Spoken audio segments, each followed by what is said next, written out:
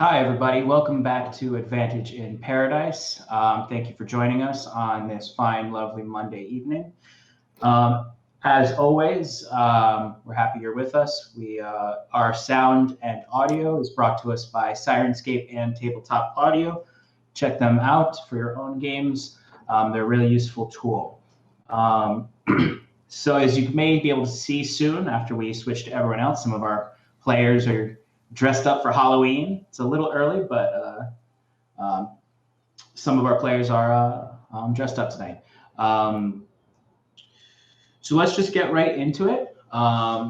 Jump right into the D&D. So with our recap. Our band of weary travelers had found themselves in the deep end of a murder investigation in the pilgrimage city of Maginset, home to druids and lords alike vying for control of the localities. Last we left off, the party agreed to be enforcers for Lord Ronan Haranson in his endeavor to confront Archdruid Orlin about his supposed crimes. For Cal and Scarlet, this exchange was for their freedom. The rest of the party was free to go, but chose to stay and see the mission through with their newfound friends. As the revelry ensued throughout the city, candied apples, roast meats, fair games, the city guard with their new recruits marched to the court of the Ash. The commoners and traveling attendees were herded from the courtyard out to the outer reaches of the city to continue the festivities. In this now quiet courtyard, fresh with the blood of ritually slaughtered livestock, our party confronted the Archdruid. The encounter swiftly turned violent, and with his own blood as material, the Archdruid summoned from the root and stone of the courtyard a behemoth druidic elemental. Battle raged above and below the courtyard, but the day was won with a combination of fire and steel from our party, particularly some really strategical poking from Cal. They managed to defeat the conjured creature and take the Archdruid alive. And that is where we left off in the messy conclusion of that conflict. So, in the immediate aftermath of this conflict, what would you all like to do? I'd like to breathe deeply. I think Wiswick will immediately go and start scribbling in his notebook about the runes, completely ignoring everything else that's going around him. Completely interested in the formation of this creature that has come before him. Okay. Why don't you give me an investigation check? All right. Whoa. Ah! All right. It landed. All right. Not a great roll, but I'll take an 11. Okay. And you're investigating the area where it came out from the ground? Exactly, yes. Okay. So there's not much to investigate anymore. The hole that's been left over from it climbing out is fairly just like a mess of rock, roots, and dirt. So there's really not much evidence left over of any of the magic. All right. Feeling a little discouraged, he quickly begins to scurry over to the Archdruid's corpse or whatever's left of him. I think we left him alive, right? Yeah. Timber's going to be sniffing his pockets, trying to see. Yeah. So right now, Timber is standing on top of the, or I guess standing over the Archdruid's unconscious body that Scarlet had knocked out at the pretty early into combat, actually. So I guess the arrangement of it currently is that Wiswick, Cal, Scarlet's in the courtyard as well, and Kieran are in the courtyard with the captain, Captain Domhnall, and the surviving soldiers from the town guard. And then Timber is up at the top of the pedestal or the dais that the Archdruid was standing at over the body right now. My word, Captain, that was like a real fight. You see the captain is sheathing his sword and breathing heavily. He actually took quite a few hits from the elemental, sort of grazing hits that have knocked him off his rhythm. Knocked him off his rhythm. But you see he sheathes his sword as he turns to Cal and I was certainly not expecting that much magic, but I appreciate your companion's aid in this. I don't know if that fight would have gone so well if you hadn't subjugated the Archdruid so quickly.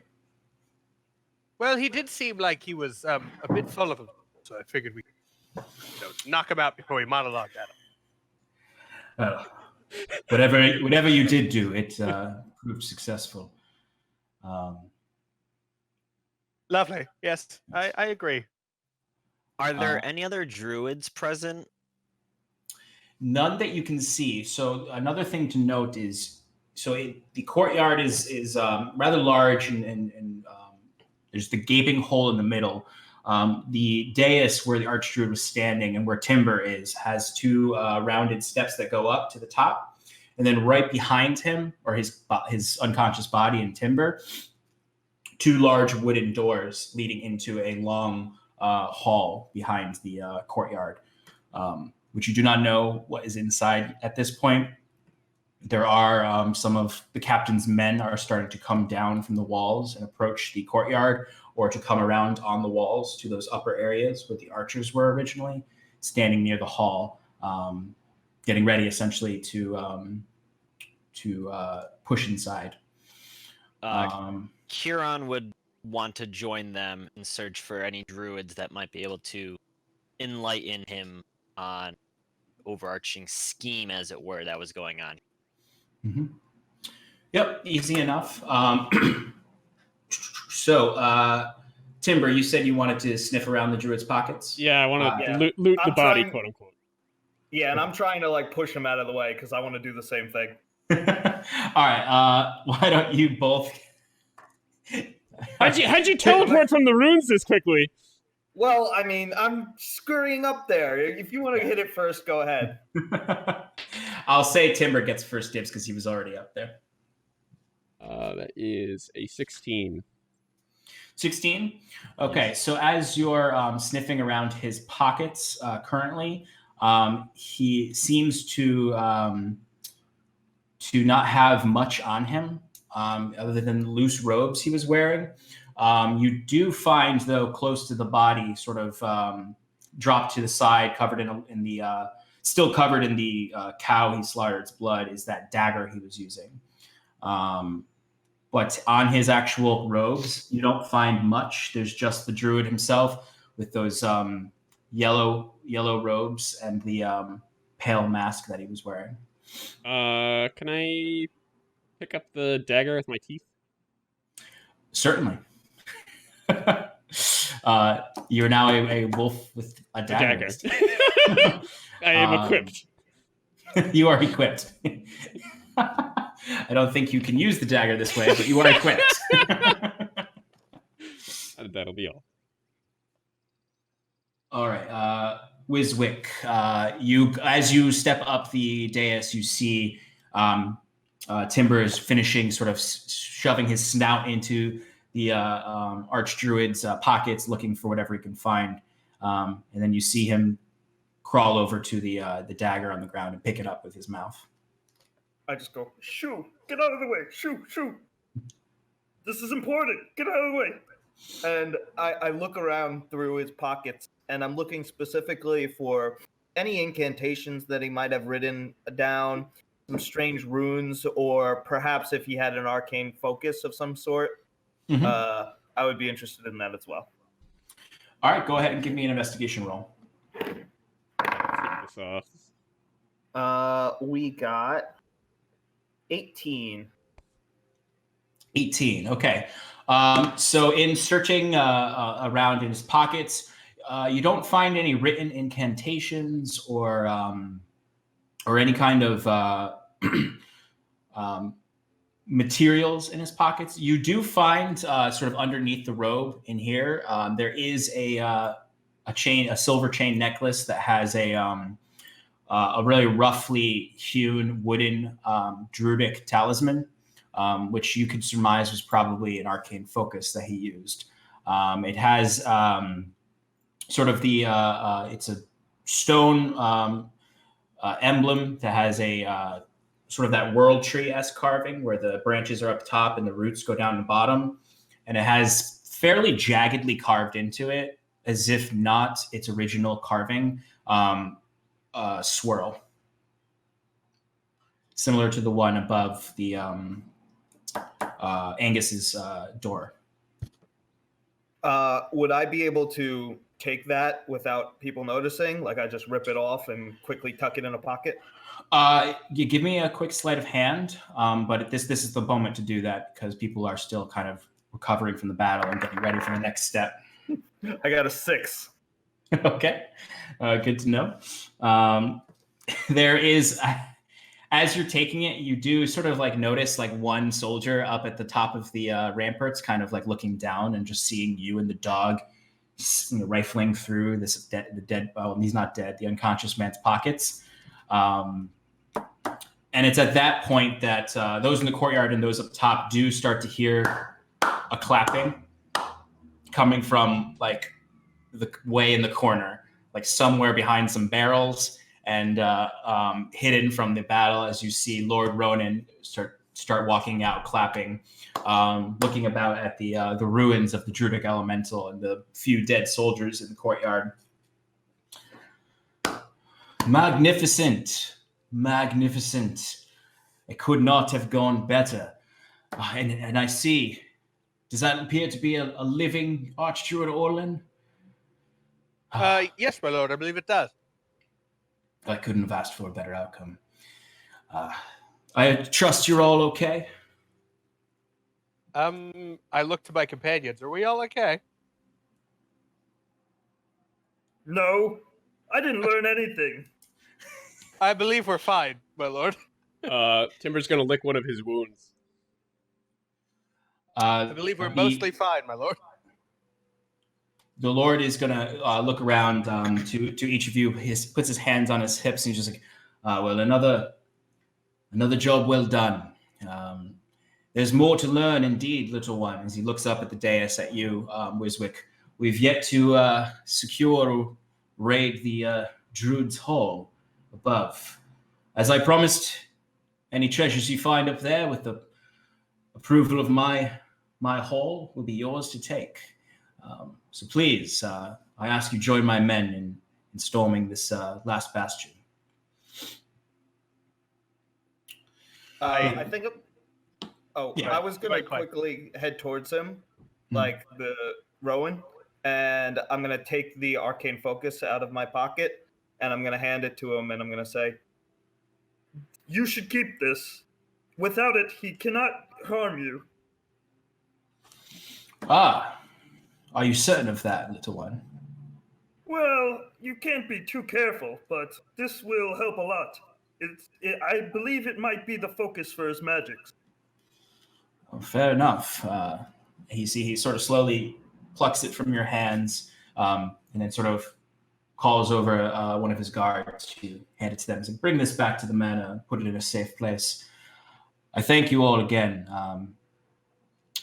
The captain will see to it from here. I will be returning to my manor, and I expect I shall see you all later. Yes, my lord, and I bow. Do you know if there's, before we continue, do you know if there's any significance to that tree symbol that was carved over in his medallion? Oh, well, I suppose it's the mark of the ash, the sigil of the Ashkeeper, is the deity he so chose to be fanatical about. Root of this problem. Yes, I just find it strange that he would scar over it with the strange symbol that we've seen before, the swirl, you know. It seems out of character since he was so much of a zealot. Well, you see, As far as I can see, zealots are strange folk. You never quite know what they're going to do. They're always surprising you with their new symbols of fanaticism. I'm unfamiliar with this symbol, as it would stand being carved into a religious relic. But certainly, I'll put my best men on it. Can I roll insight? I don't know if he's legit. Yeah, Like, go does ahead. he know something I don't about this symbol I'm questioning him about? I'd like Oh, to, boy. while he's rolling insight, mutter under my breath that I hate zealot. I got a total 2. Pretty sick. Shout Hard to tell. He seems pretty at this point with that roll, he seems like he's all right. I suspect some darker creature or organization afout. Let us carry on. Well, luckily this isn't our town, I say as I pat Wiswick on the back and walk him away.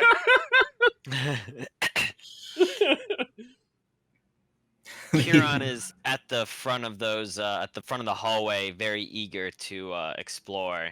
There's a good chance he may have already wandered off in search of the Archdruid's chambers. Okay. How good a chance?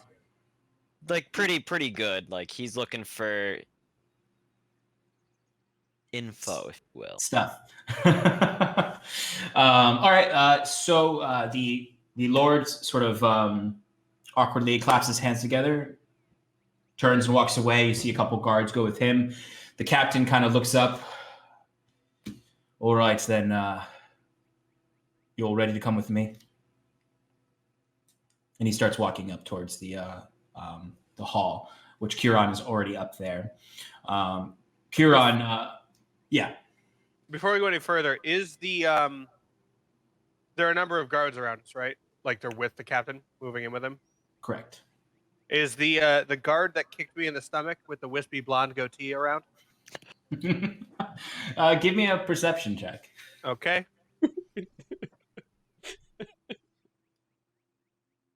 It's a 7. You don't see any wispy goatees. You see a lot of helmets, and you see a lot of similar shaggy facial hair. All right. Would my skin have calmed down by now? Oh yes, absolutely. Okay. Definitely. And you would have noticed. I mean, that's just for everyone's note too. You would have noticed her flesh crackle like hot magma during the fight. But you do notice, Scarlet, that the captain is occasionally looking over to you with sort of just a side eye every now and then, darting his eyes away if you catch his. But okay. Go ahead. No, go ahead. I was gonna say, as we start to go in, I'm gonna hang back to try and talk to Scarlet. Okay. Whenever that is most convenient. Yeah, I'll just check in with Huron at the top of the steps, and then we'll come back for that. All right, Huron. So at the top of the steps, you'll notice there are on your left and right there are 2 guards, each standing on the sides of the large windows that the archers would have stepped through that were originally up there, going to raid the second floor. At the base where you are, you notice the guards are just sort of lined up around. There's probably 5 on each side, getting ready, waiting for the captain to come up to open the doors. I would walk right up to him, just push the door open, and just start walking right in. Excellent. All right, so you easy enough come in. The door is not locked. There's nothing barring its entrance. The one that you hit slams open and echoes into the hall of this large long hall. You see the guards around you just like they're just looking to you, and then as you walk in, you probably get about 10 paces in before any of them start to slowly creep behind you. Now, what you immediately see is it's very dark in there. I have infinite dark. That's correct. It's very dim in there. And you can recognize that it is particularly dark for non-dark vision entities. So there's this very dim light with just a few spots of bright light in the on the side walls where there's probably burning out torches. It's probably about 60 feet long, the hall, and there's several just arrangements of chairs or pews and wooden pillars. And then at the end of the hall, you do notice the shape of an altar, or more of a a speaking pedestal with an altar in front of it, and it's hard to tell anything beyond that in the like side areas of the long hall. Are there? So I wouldn't be able to make out like doors or corridors leading out of this area. Yeah, no, you'd have to explore a little bit more to see the corridors. All right, I would approach the pedestal at the other end. Okay. Before we get to that, I'll check in with Cal talking to Scarlet. So Cal kind of hangs back and sidles up next to Scarlet, and he's like, Miss Scarlet, I do have a question. It may be a tad impolite, so feel free not to answer if you'd rather not to. But what, as I said, if it's not too impolite, what are you? You can't just ask people what are you. It's 1296. You can't just do that. Before I answer, is the term genasi a thing in our world, or what would I call myself? I guess you would call yourself a genasi. Okay. You would know that much, and it's common terminology. It's not so common that if you said I'm a genasi, like some farmer would be like, huh? Yeah. But generally, amongst those who've seen some of the world, it's known or know. Do I know specifically that I am a lava genasi, or have I not explored that enough? You wouldn't. I guess you don't really. It's not something that's been explored much in your life, so you really only know yourself as a genasi because you know that much, but you don't know the details. You know it's hot. You know it's fire related. Cool. All right. So I'll pause for a moment and then I'll look at Cal and, have you ever heard the term genasi? I believe I have, DM. Yes, I have. Is that? I assume that's why you're asking. See that? If you're a genasi, sorry. Yes, that is the term. Yes. Okay. That's good because I was a little concerned when magma erupted from inside your body, and I was hoping that it wasn't maliciously, evil, like the druid wasn't doing anything. So I'm happy with that kind of solution. Are you quite all right after that conflict? I am. Thank you for checking on me. Of course. Are you all right? I'm a little shaky, to be honest. Understandable. I'm not really a fighter, I'm not really like a combat sort of guy. So it's new for me, is really what I'm saying. Well, you could have fooled me with all of that poking that you did at that elemental. Thank you. I was about to make an inappropriate joke as Tim, but I didn't. Why? Thank you. It's not really, I don't know. It's simple, really. You just stab a little. Oh, it's like sewing. Yes. I know it's like stabbing. Are we flirting? Is this flirting? No. Cal would kind of just like smile and nod, and then I don't know. We can advance the scene. Yeah, no problem. So you don't have that much time to really talk. So that's probably as much as you can get through. As you finish that interaction, you're kind of reaching the top of the steps. You're at the Archdruid's body right now. And Curon, you don't see Curon. Last anyone would have seen him, was him stepping up the steps. Excuse me, Captain. 1 second. Wiswick, what'd you say? I just wanted to know where I was. Like, am I with them? Yeah, you're with them. You and Timber are still up at the top. You two would have seen Curon walking right in.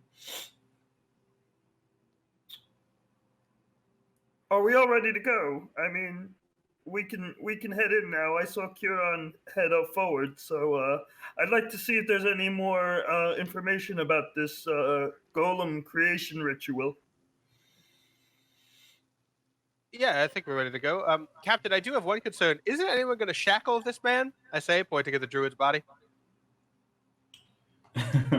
We took his weapons away. I Yeah, mean, I don't he's wanna- surrounded I by don't wanna- guards. Leave him out here, you know? We don't want all that hard work to be for nothing.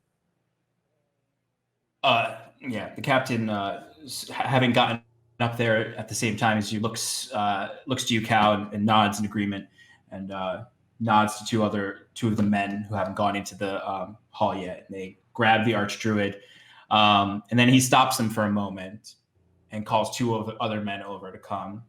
And then and you see one of those men is actually McLear, who is he covered in blood. Just covered in like he was knifing folks up on the wall, and he's just sort of holding his sheath daggers at his waist, kind of got a crazed look in his eye. Like, this man doesn't get to fight often, and he clearly has some love for it. And the captain just sort of quickly tells McLear to bring the archdruid back to the barracks and keep the men on him until you all return. Yippee-ki-yay! As What was that? As McLear picks up the archdruid's corpse body and sort of throws it into the arms of the men, he looks to Wiswick and just says, "I'm a cowboy. I'm a cowboy, motherfucker," and it just keeps walking away. Excellent. Kieran, let's jump back to you. So you approach the altar, and you notice it's made of a very not a carved stone for its foundation. Like, this is a large stone that was brought from out in the fields or something here, probably a long time ago. The pedestal part of it is made of planks of wood that are then surrounded by different, like, entwined calcified branches of the ash tree outside, creating this sort of wreath around the top of the pedestal. In the front of it is two large antlers that are much larger than your average buck antlers. They're clearly from a megafauna deer. So that's the first thing you notice. Cool. Beyond the altar is just sort of some stained glass. It's not depicting any particular scene. It's just a weaving of these yellow and greens and blues, just in interesting patterns. It's probably the source of the most light in the space. So the altar has somewhat of a silhouette of light, a patina of light around it. Okay. Is there anything on the pedestal? Anything around it? Books, papers, magic item. I gotta go grab my laptop charger. I made a mistake and didn't plug it in. It's about to die. Glad you caught it. Cold it. All right, we might. So Wiswick, you'll have to explain to me this whole cowboy thing at some point. Like, I understand what you're saying, like a rancher, you know, but I don't really get why you're making references and this whole yippee. What was it? Say it again. Yippee-ki-yay! Yeah, I don't understand. Is that an Underdark thing? It's a gnomish term. I've heard it around, you know. I think I read it in a book once. It's like something they say to, like, get the attention of the cattle. It scares them like gets their attention. I understand. I think let's head in. Let's head into the thing. Yeah, Kieran, what was it that you were looking for? Stuff and things. Around the altar? Yeah, so yeah. All right. Specifically around the altar. So, like, if it's on it, tucked under it, hanging from it. Mm-hmm. Behind it. Go ahead and give me a investigation check. And while you're rolling that, the rest of you are now slowly creeping into the hall.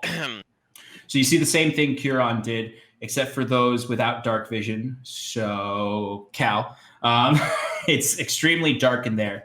It's mostly shapes for you with the dim torchlight you can see in the walls, and then the really dull light coming through the stained glass behind the altar. 12. 12? Okay. So you look around the altar, and you find on the opposite side there is sort of like an under shelf area where there's some different belongings there. You find some strange, slightly glowing moss. You find several different stones with runes carved on them, and you find a journal, a book. That is a leather-bound book with some very old-looking pages. It's bound with a locked binding, and the cover is sort of tied onto it is large sheets of ash tree bark. And that's all you find behind it. So I will gather all those items. Is there anything written on the journal on the outside? Not on the outside. I would try to undo the clasp, the lock. Okay. Wiswick is scurrying as fast as he can towards this situation, by the way.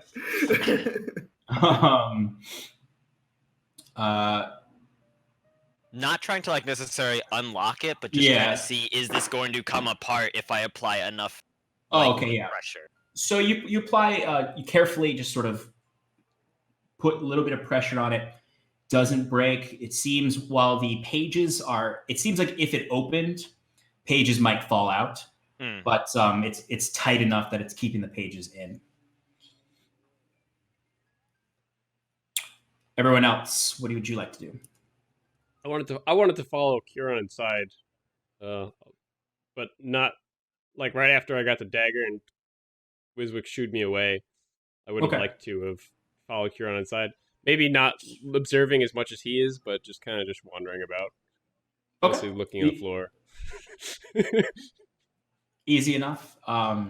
So you saw Kieran burst through the door, and you just sort of slowly pattered your way in.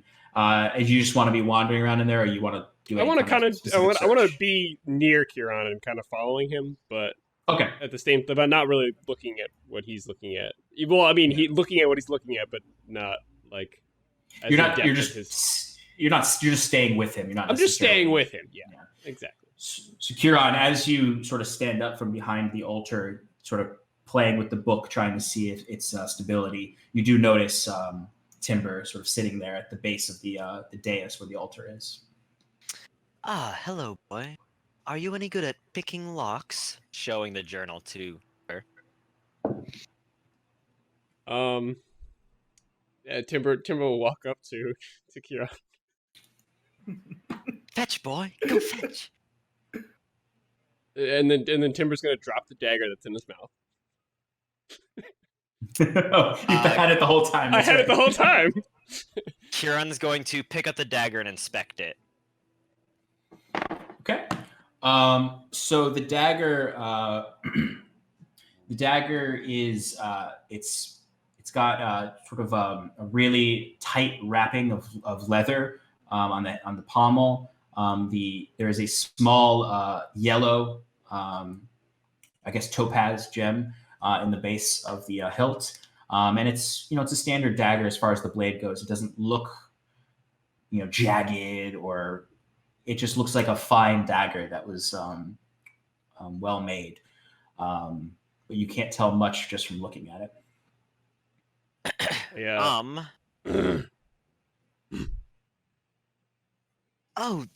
Thank you, boy. Where'd you get this?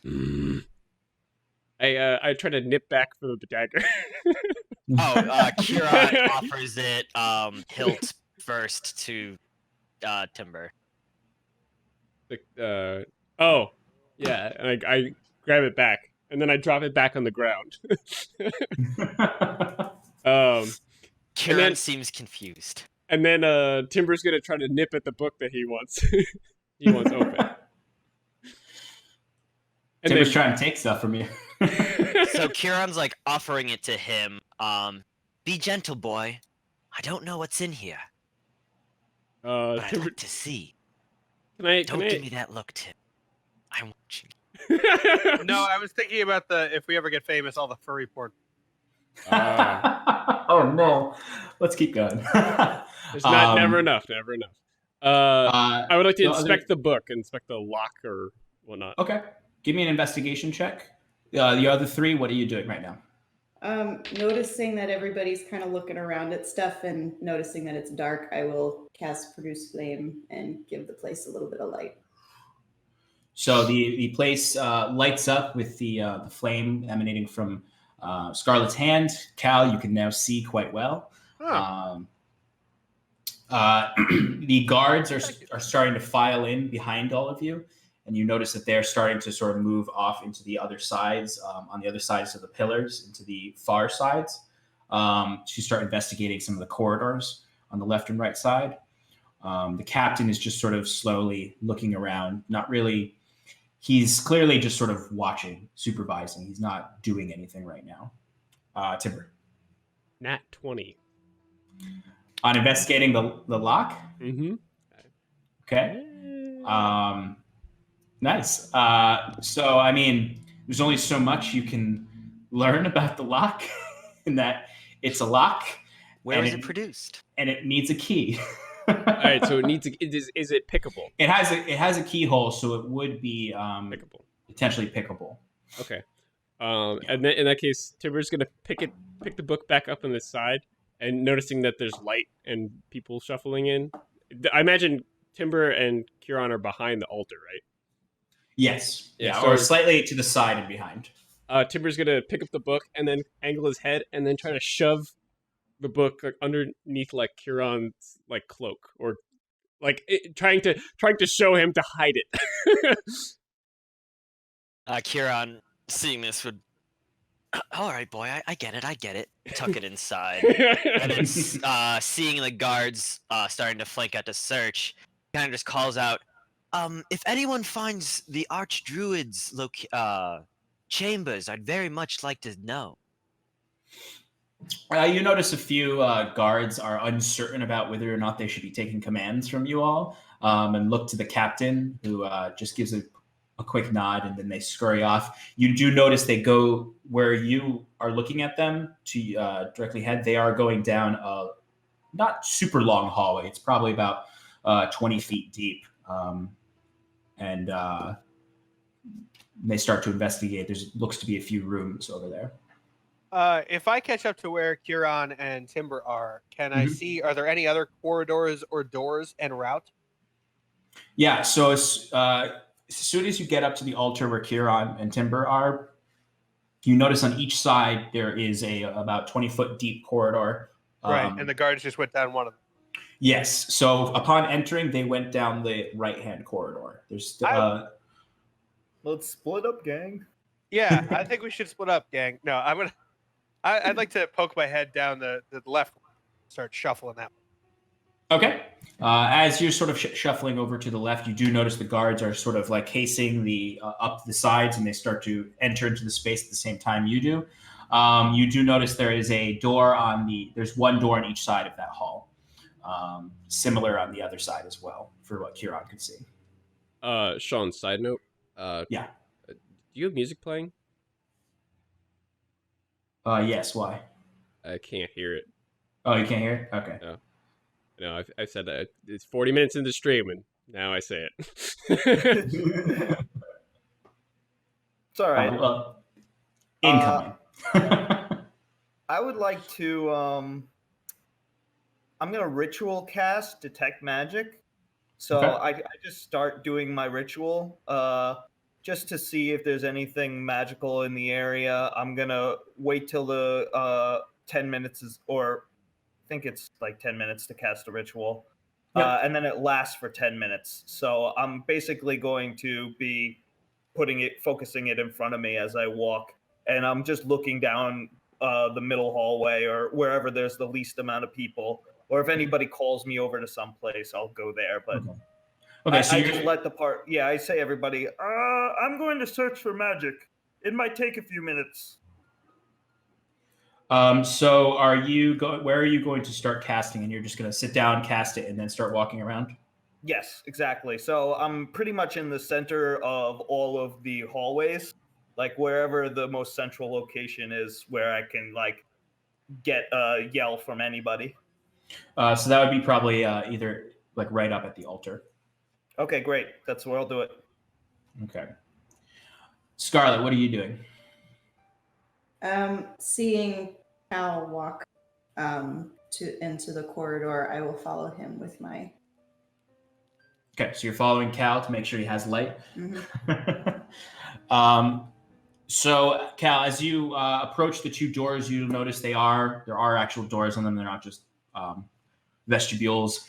Everyone starts to hear on the other side of the corridor. You hear the guards are kicking in these doors. So you hear two loud kicks and slams as two doors fly open on the other end of the courtyard. The guards are sort of entering into the space where you are. They're not doing anything, though, because they're kind of apprehensive to do anything before you two, because you're very intimidating right now, particularly Scarlet with holding the big flame. What would you two like to do? I would like to motion for the guards to kick these doors down. Easy enough. So they're sort of like, they're like us, yeah, okay. They move, and you see two of them, three of them go to each door. Two on each side, and one kicks in each one. They sort of do it in unison. Doors fly open, and the guard standing there pulls his sword, and they start to slowly move in. I'd like to follow behind them, going into the left from my perspective. Yep. So the door that's on the side that the entrance of the entire building is. Correct. Okay. So upon entering, so you see the guards have sort of flooded into the space. It's a very small 10 by 10 room. Pretty much nothing on the walls, bare. It's mostly stone. And on the far side is a set of stairs going down. Hey. Okay. Not to go over anyone else, but I would like to also just check out the other room, I guess. So as you sort of, the guards are sort of standing there unsure what to do. And they see you turn and leave.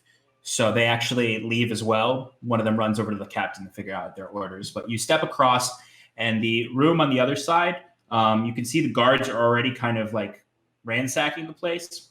It appears to be dormitory space. There's nobody in there. There's just several very, very plain wooden cots. And in the center on the far wall, just sort of a single stone basin with some tepid water in there that looks like it's been sitting for a little while. I'd like to look under the cots. Okay, give me an investigation check. 7.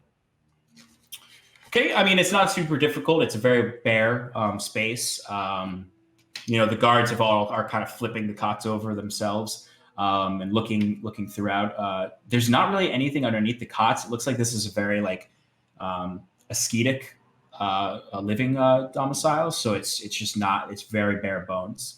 At least this room, there's nothing but cots essentially in that stone basin. Okay, I'll return to the hallway, and I'll say, we've got some stairs here. Kieran, are there any other hallways that haven't been entered yet up here? No, it's just the two, right? It's just the two right now, yeah. Okay. Kieran would shout to the other end, or he'd like walk up to the start of the other hallway and be like, "Have you found anything over here?" The guards. Sorry. Yeah. And you've sort of just stepped into the hallway, or are you going down towards where the doors are? I would be approaching the doors if I didn't see anyone right in there.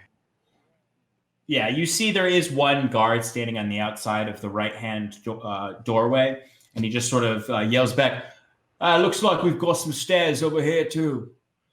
And they're investigating the room over here still. Kieran would go and poke his head into the not stair room that they're investigating. Mm-hmm. Yeah. So when you get up there and you poke your head to the left, it looks it looks like it's probably the kitchen. So you see they're sort of like ripping open crates and just sort of rustling through food stock. And there is another door through the kitchen on the back side that they haven't opened yet. How's my spell coming along? Almost there. Timber's gonna walk up to Scarlet and picking his dagger back up, and then drop the dagger at her feet, and then look up at her. What did you find? Good job. I'll pick it up. Okay. All right. So you're gonna take the dagger. Mm-hmm. Okay. Is it special? You don't know. It just looks like a dagger with a nice gem in its base. Is it cursed? Yeah. Is it blessed? Tim, don't give it away. All right. Timber's curse.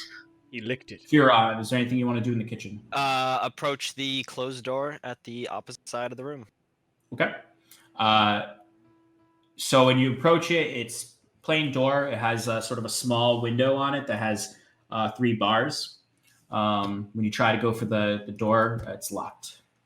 Can I look through the bars? Yeah. What do I see? A hard right angle.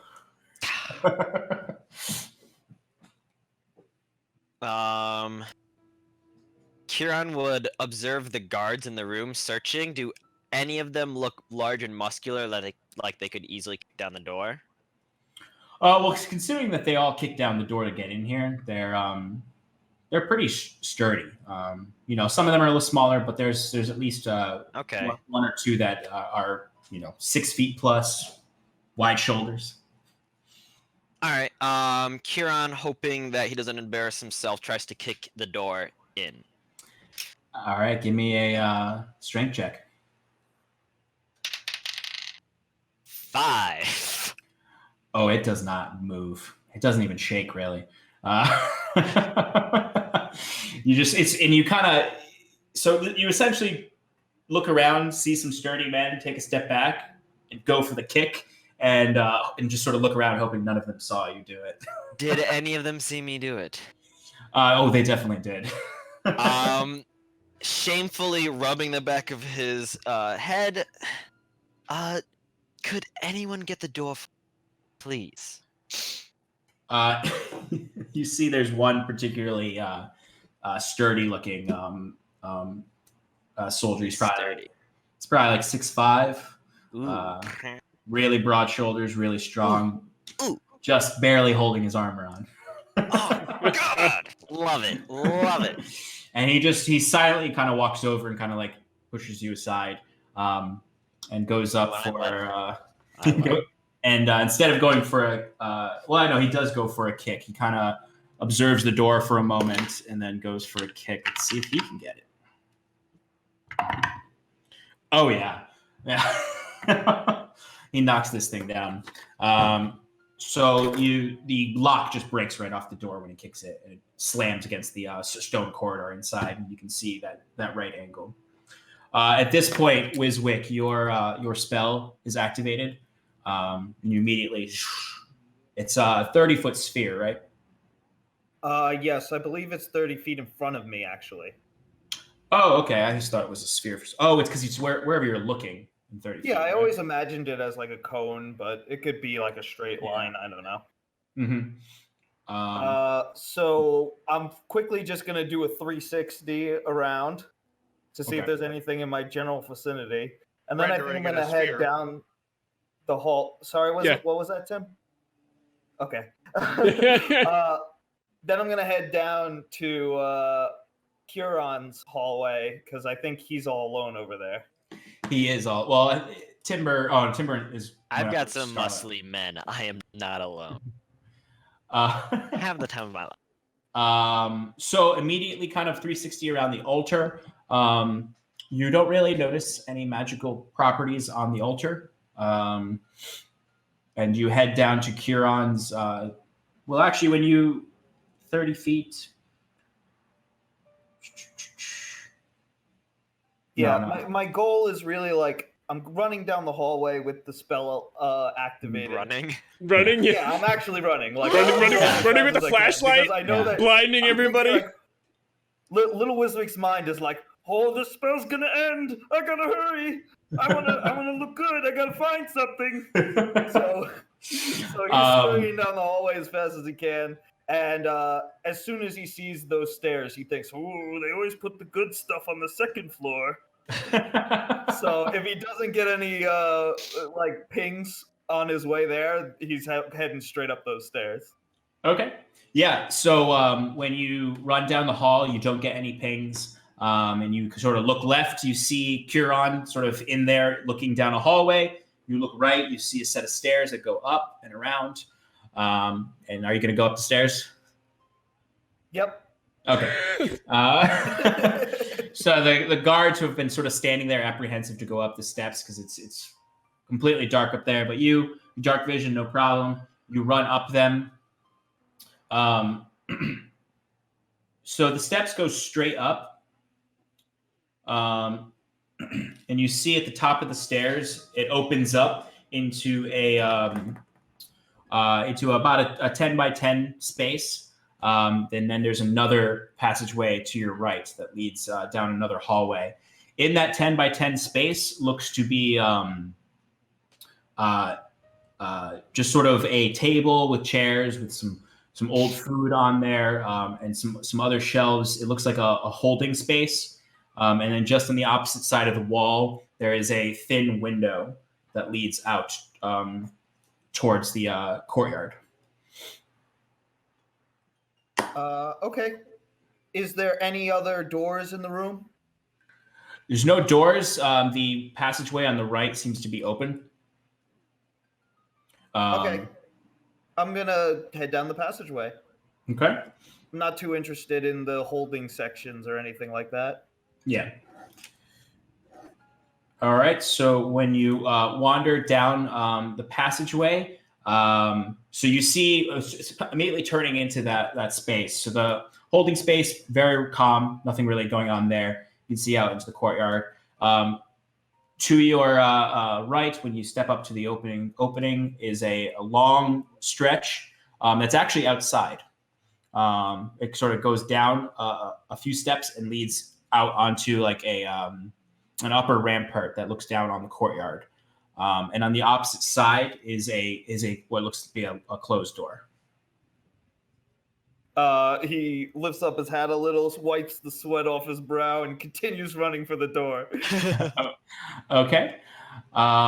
So easy enough. It's probably about 30 feet across. You sort of can see a nice vista of the city. On the opposite side, you see sort of soldiers corralling around in the courtyard. Easy enough, you get to the door. It is locked. Nothing from Detect Magic yet, right? Oh, wait, no. Never mind. As soon as you get up to the door has glowy magic on it. I've just got my hands on my knees like, I did it. Just gotta wait for the others. I'm going to check back in with Cal. So when you shouted about the stairs, everyone seemed to walk away from you. I would like to look around and observe this and then go, well, and I turn to the two guards that are still here and I go, if you gentlemen could just secure these stairs, I'm going to go. And then I'm going to walk over to Scarlet and Timber. Before you go, give me a persuasion check. That would be a natural 20. All right. So they just instinctually trust you, and you just the air of authority and your fine silks just makes them instinctually trust you. And you see they sort of drop the cots that they were lifting over, also noticing there's not really much to see in this room. And they step across as you're leaving to head to the other side. When you get towards the middle of the corridor, you find Timber and Scarlet are still there. Hello, friends. Anything interesting going on in this middle part of the corridor? Nothing at all. What did you Well, find? Stairs, mostly. Oh. They went down. I'm not a big down fan, so We're just gonna leave it. I left the guards there. I figure we'll check it later. Sounds like a plan. Shall we then? I say, motioning towards the other corner. Lead the way. Holding. I lead the way. Okay. So when you get to the other corridor, you look to your left. You see Curon's in there. Let's check in with Curon real quick before they get over there. So Curon, you see the opening. You sort of peer into the darkness. You don't see much. Do you want to go in? Yes. Oh, yes, most definitely. Okay. So you creep in, and when you get to the turn, you notice that probably about 5 feet in, the steps start to go down. What's your passive perception? 17. That's right. You got the big perception. You hear, as soon as you step into that space, very faintly, barely discernible, only because you're so perceptive that you hear it, really faint whispering and shuffling. I would like to stealth my way down these stairs. Mm-hmm. Okay. Give me a stealth check. And I'm going to be a good player and let you know that I have disadvantage based on your armor, right? Yes. Thank you. I always forget you have the scale mail on. Yeah. Well, it's that extra one AC. Well, that gave me a nat 1. But I don't. So 2. Okay. So as Scarlet, Timber, and Cal are wandering over into the other corridor, you sort of see the faint outline of Curon as he starts stepping around a corner through the room. And you hear just one after another, very loud steps as he's stepping down the steps. It's not that the steps you hear, it's his scale mail armor. It's just like... I was really hoping that we turned and saw him like just leave our sight, and then we just hear bang. I was this close to doing that, but I was like, I don't want to be too mean, but I should have been mean. I did roll in that 1. I did roll in that 1. I'll it's say more spooky this way. I'll say he doesn't fall and tumble, but I'm gonna say you think you're being very quiet. So you completely think you're stealthed up. That's fair. I like two that. men down there, and they go, "What is that? It must be the wind." Yeah, right. You cut down, and it's just there's a bunch of enemies just being like, "Do you think the battle's over?" That's totally the sound wind makes. Scar, Cal, what do you want to do? So you don't see Wiswick. You just see Curon step around the corner and loudly step down some stairs, and then to your right, you see stairs that are going up. I think I would, because I would assume that Wiswick is with Curon. I'm yelling. Oh, I didn't know you were yelling. Cal, come over here. I would say, Cal, give me a perception check with disadvantage. Oh, okay. Well, there's a big fat nat 1 for you. So. Ooh. So as get them all out now. Get them all out now. You hear a very faint cry in the distance. It's probably some birds, or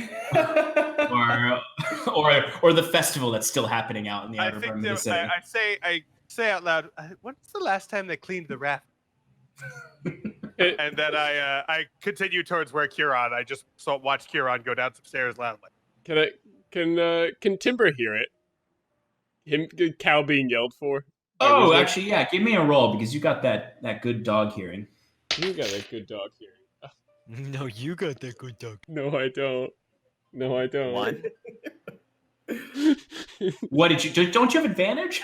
Oh, I do. Sorry, yeah, I do have advantage. Oh my god! Did you roll 2-1? Did you get another one? I rolled a 2 and then a 3.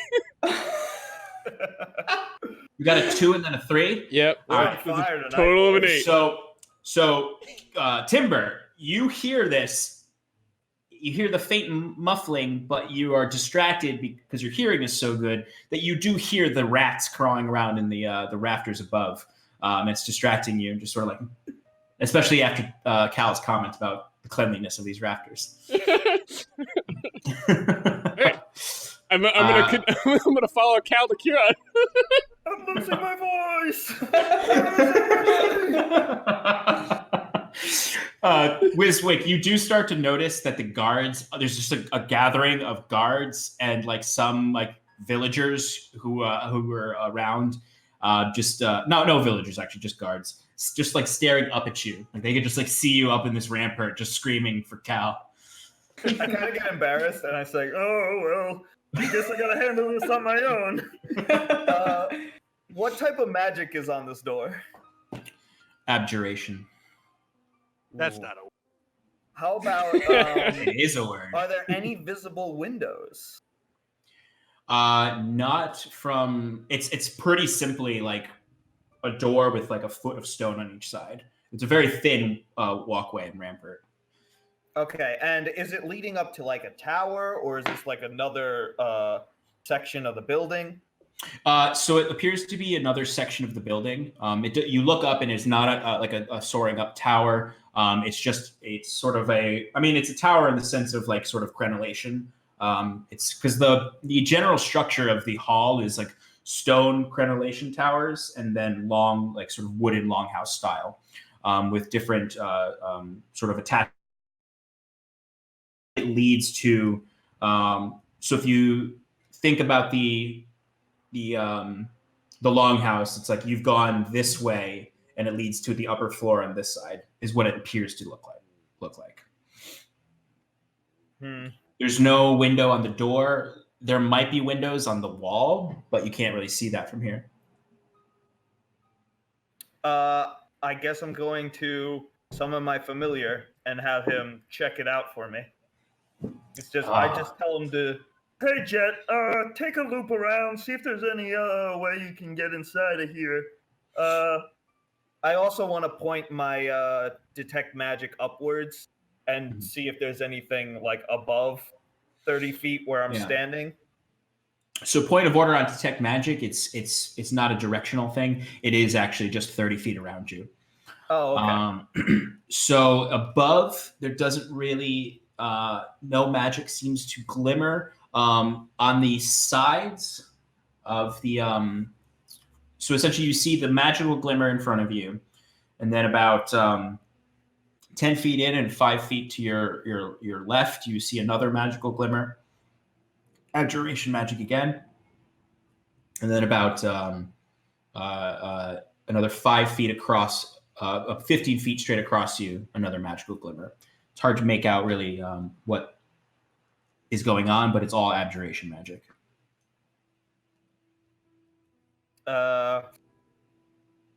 Think I'm just at this point, like the bat's I'm telling the bat to fly in the general direction of the magic to see if there's a window there. Mm-hmm. I'm assuming there is, but just to confirm.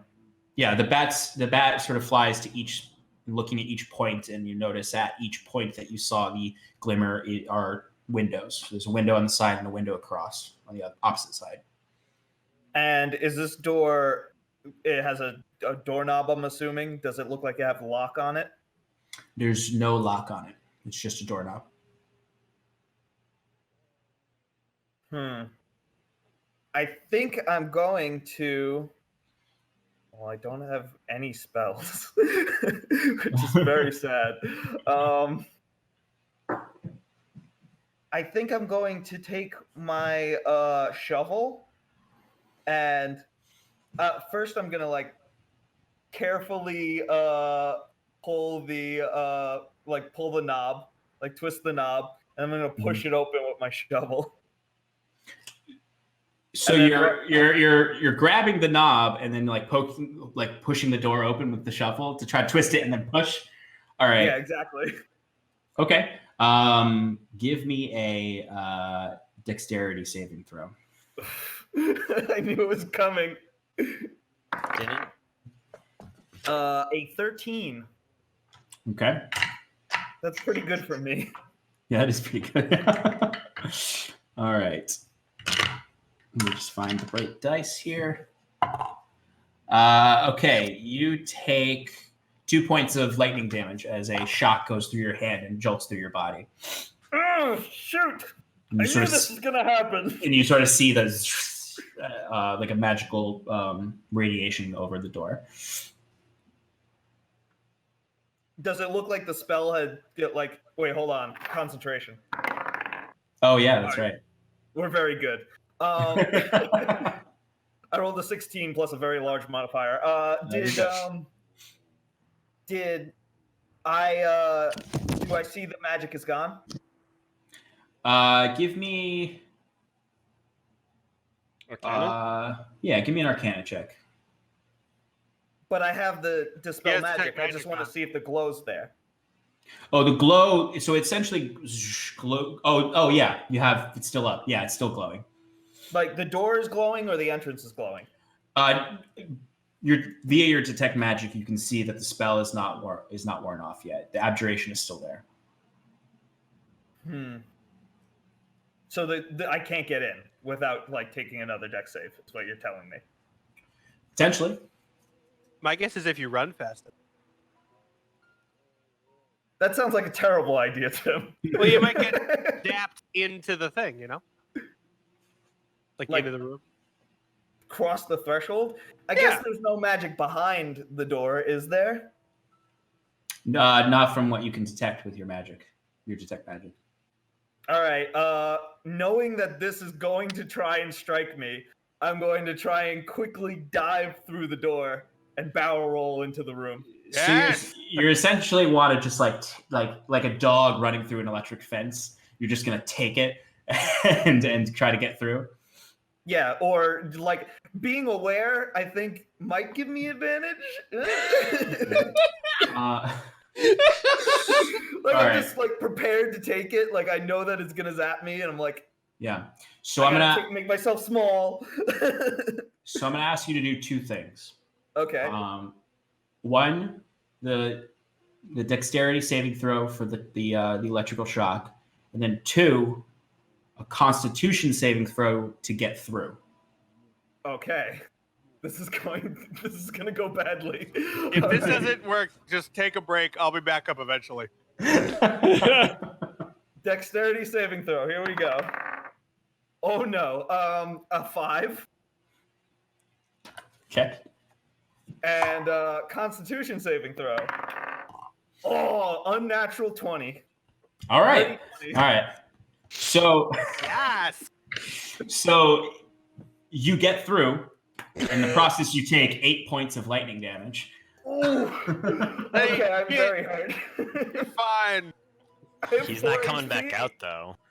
Yeah, we'll get to him eventually. You will find him dead. I'm just rolling around on the ground at this point, like going. Oh! My suggestion was only like 48% a joke, so it's fine. So yeah, see. Cow! I needed cow. So yeah, you definitely make it through. You push the door open and then just sort of roll in, and then continue to roll as you're reeling in the pain. Oh, you're reeling in the pain. All right, I'm going to check back in with the others. So, Curon, you are stealthing down. So as you are, well, you're stealthing down. As you're going down... No, I'm stealthing. You're stealthing down. For sure. I'm stealthing down. As you step down, the first thing that you notice is you feel as though you've gotten to the base of the stairs, and you look to your left, and there's another hallway. The thing you notice immediately is that you cannot see down it. Your dark vision is not penetrating the hallway.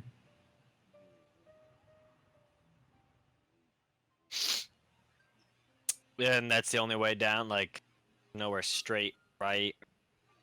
Say that again? It's only this left hallway. Yeah, to your right is stone. Okay. Has anyone approached the top of the stairs yet, or is it just me down here? At this point, Cal and Scarlet would have approached the top of the stairs, and Timber following. Hello, Kieran. That appears to be a soulless black void.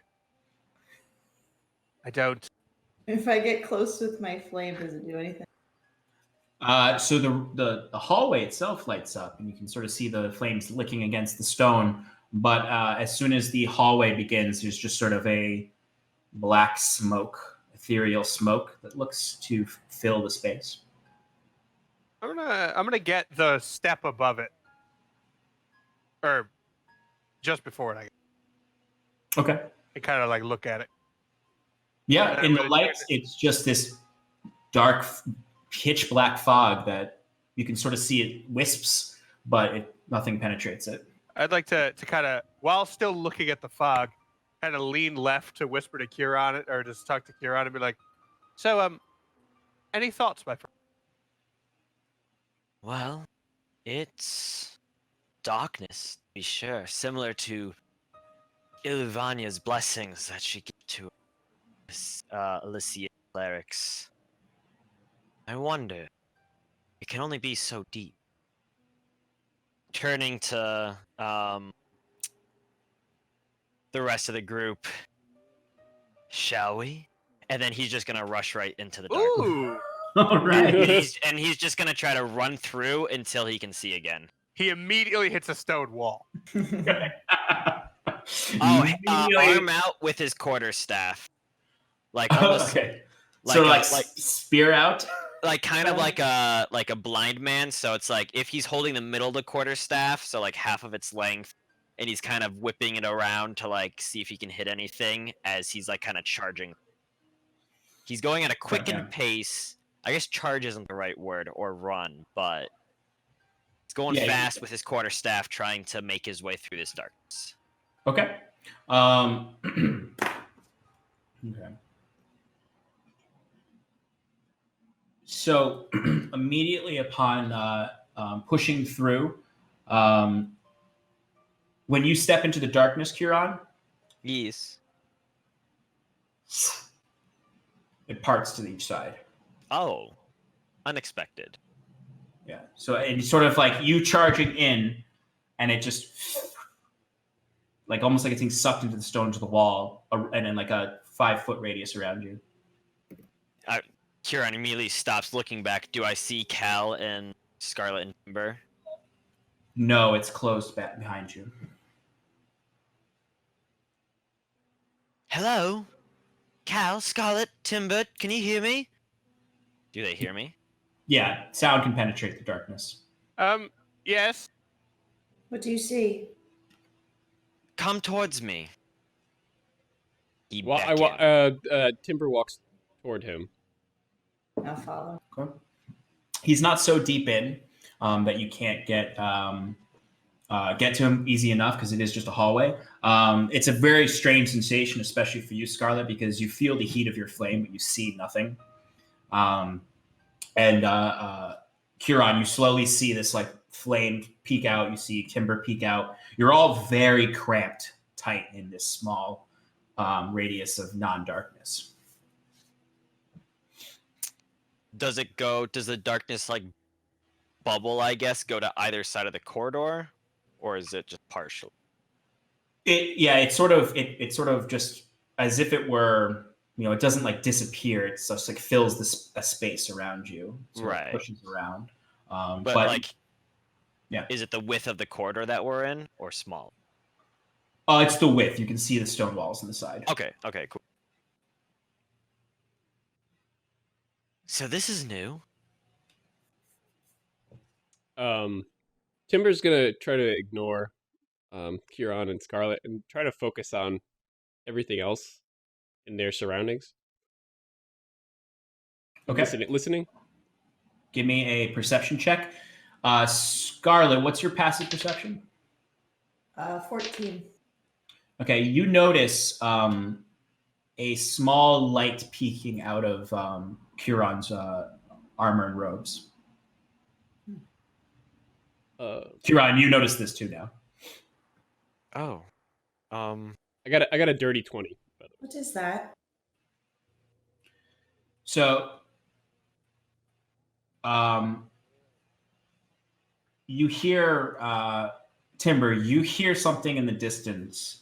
Or not really in the distance. It sounds like it's coming from the other side of a door that's deeper in the hallway. You hear what at first sounds like whispering and movement, but what, upon deeper listening, sounds like unintelligible rambling in the whispering tone, like,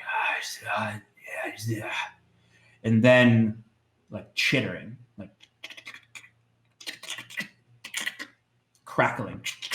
It's badgers. Beetles! It's more beetles!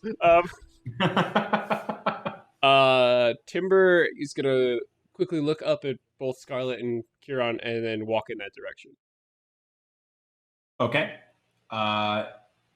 Do you two follow him? I'm a little concerned about the light emanating from my chest. Well, it's not from your chest. It looks like it's coming from within your robes, where you placed certain items earlier. I take out the journal. Is that glowing? No. I take out the runes. Are those glowing? One of them is. So I'll say there are two stones there. One of them, they both have runes on them. One of them has what looks like a perfect circle with a few jagged lines kind of moved across it. That one is glowing. The lines are glowing. What kind of light? It is a very, very, it's white light with like the edges are faintly green. Okay. And then the other stone has a triangle on it, or not a triangle, a diamond shape, but it is not glowing. Could I do an Arcana check to see if I know what these are? Yeah. Dope. Help if I sheet up. Woof. 14. So you don't know what the runes themselves are, as far as like what language system it is. You can assume it has something to do with the druids, so maybe an old human language or perhaps a druidic language. And the reaction to the darkness from the gem or the stone just makes you assume it has some relation to the enchantment here. Hold up the stone and like walk forward, following the Wolfman Timber. Okay. Similarly, the light parts from, or not the light, the darkness parts in front of you. Timber, do you want to just keep walking? I want to, keep walking in the direction where I hear the sounds. So Also, at first, I just mean at first you're walking directly into the darkness, and then after a few moments of the darkness, it starts to shift away around you as Kieran catches up. Also, stealth. As we get a little bit closer, I want to stealth a little bit. Just kind of walk. Would just be more quiet on my steps. Yeah. So I mean, at this point you're about 20 feet from where you hear the sound. Okay. So you can start stealthing now. The two of you see Timber start to sort of slow down and slow his pace. Timber, give me a stealth check. As soon as I see him doing that, I'm going to follow suit. Okay. That is a 13.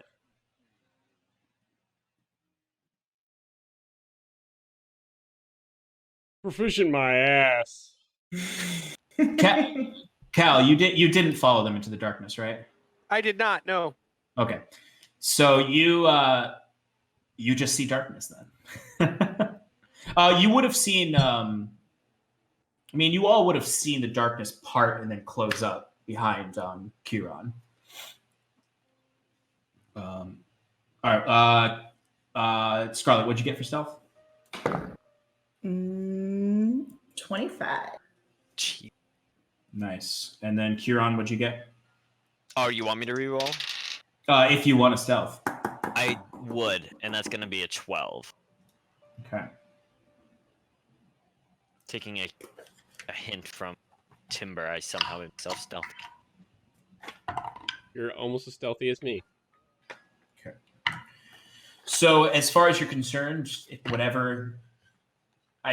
First, Scar and Kieran do not hear the noises necessarily that Timber's hearing. You're just sort of following him. You do start to hear them as you get closer and closer. The darkness is still permeating around you. You start to hear the same sort of, and then like,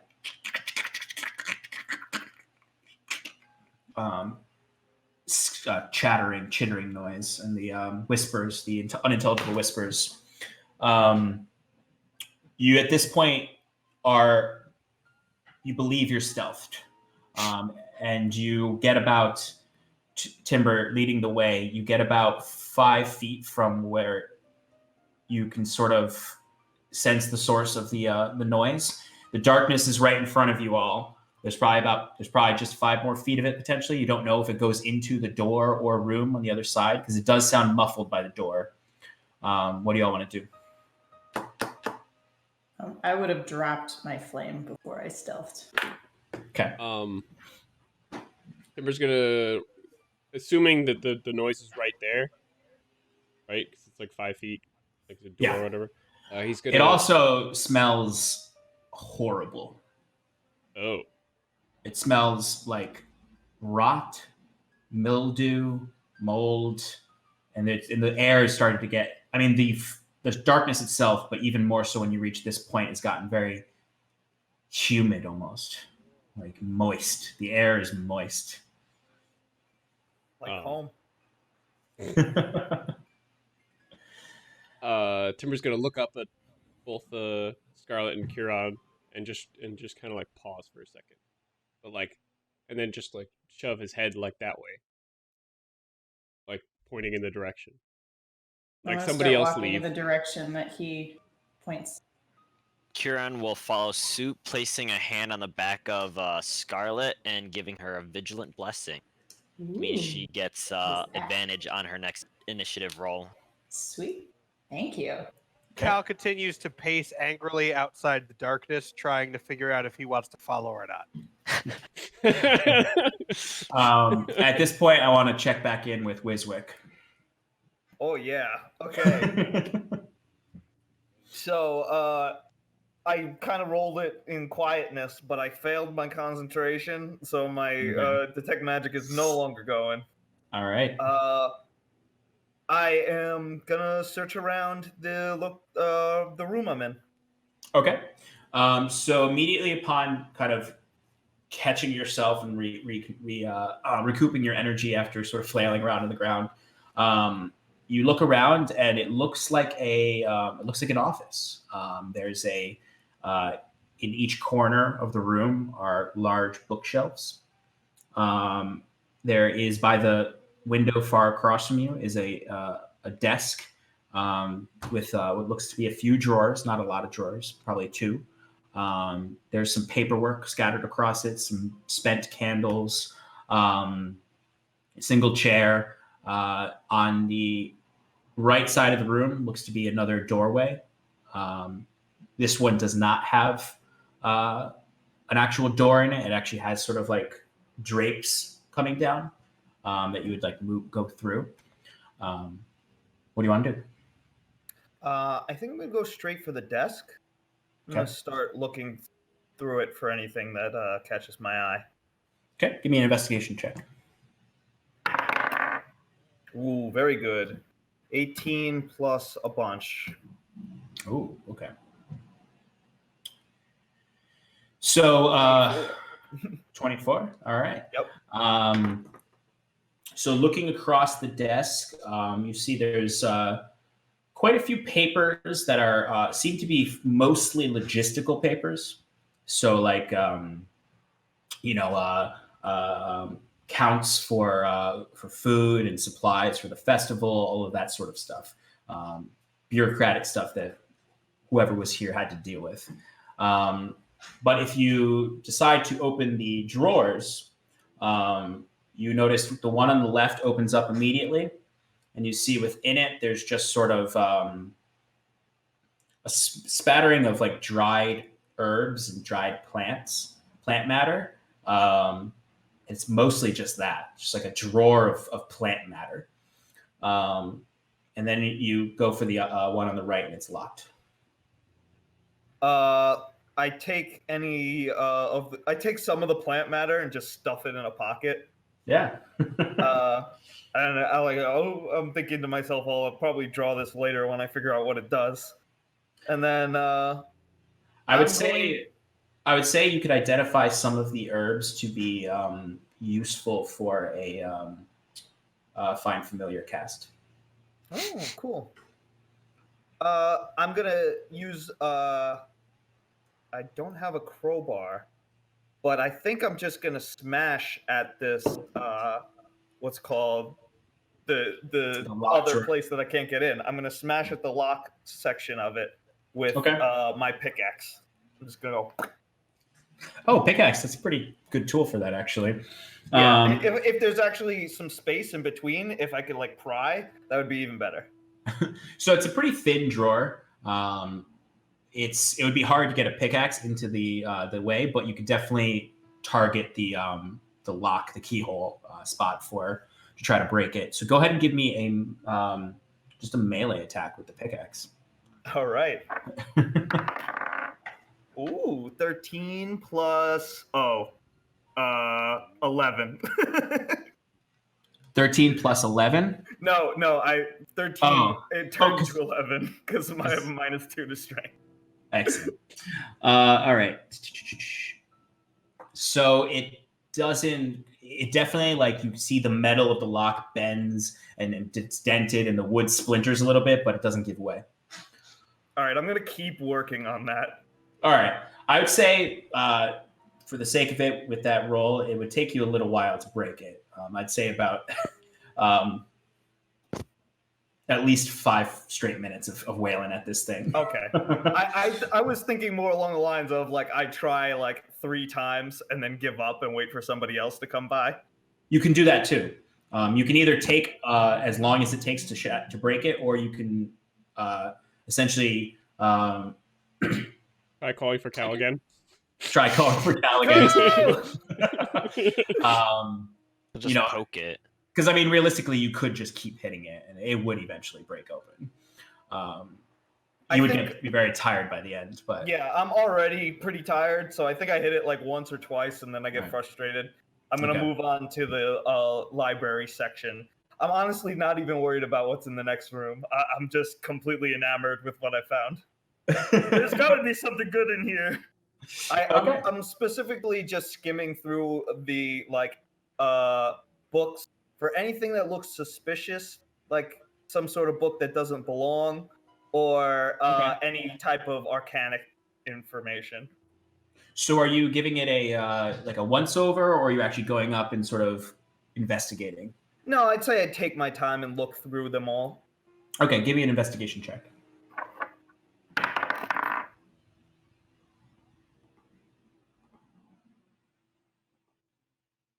13. 13? Okay, so it doesn't appear like any of the books are out of place. In fact, they look meticulously placed. Like they've been, like whoever keeps this small library keeps the books in their meticulous place. You notice they're in alphabetical order. Upon investigating all of them, you only notice 1 book missing. Or no, 2 books missing. Gasp. What are the alphabetical sections that those books are in? Excellent. So you notice that the one of the empty spaces is at the bottom of a bookshelf. And you'll notice there's no other markings on those books. They're not in any alphabetical order. They're unmarked books that are kept at the lowest shelf. The miscellaneous books after Z, after Z. You notice the book that is missing from the other section. It's on a different bookshelf, so won't be particular with which one, but it's the one directly to the right when you walk in across the room. I am going to be particular about it. That one is in the P section, and it's pretty early in the Ps. Never thought I'd be in D&D be talking about the alphabetical order of the books on the bookshelf, but we've got a wizard. I mean, the fact he's not using a Dewey Decimal System, atrocious. Yeah, honestly, who the heck does this guy think he is? Wait, alphabetical by title, author, By genre. Yeah, what's the genre of these books? Are they generally? I'm actually, yeah. I don't want to get crazy, All right, but so we're gonna go I know from that- A to Z. Okay. Every single title. Here we go. No. I just want to know. Oh, we just lost there- 10 viewers. We already concerned that there's no magic, but is there like a general theme, or is? Yeah, so a lot of the books are there's a mixture of historical books.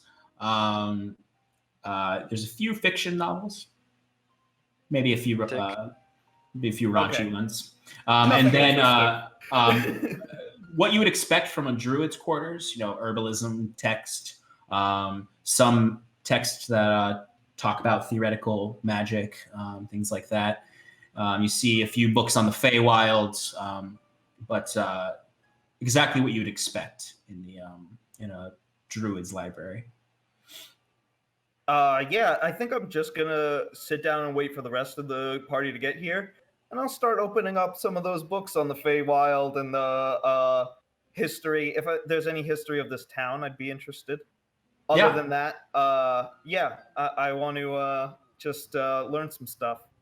Yeah, go ahead and just give me a general investigation check, and we'll cut back down to the 12 this time. 12. We'll cut back to the darkness room. All right, so last we left off in this hallway, Scarlet was stepping forward, Kieran following to clear the darkness. Darkness, my old friend. Timber at her side. So when the darkness clears, you see a door much like the broken one upstairs. It's standard door size with a grate at face level with 3 bars. And you hear on the other side just it's louder now. You can really hear it. It's coming through that hole, and then just sort of like scratching noises against stone, and just sort of like just the sounds of standing bodies, essentially. Kieran would poke his head up and look in there. Give me a perception check. Nat 20. Okay. So 27. Oh man, you see right through the door. You know it's father. Was that which father? The door's father. You know its whole backstory. You know the door's father. Yeah.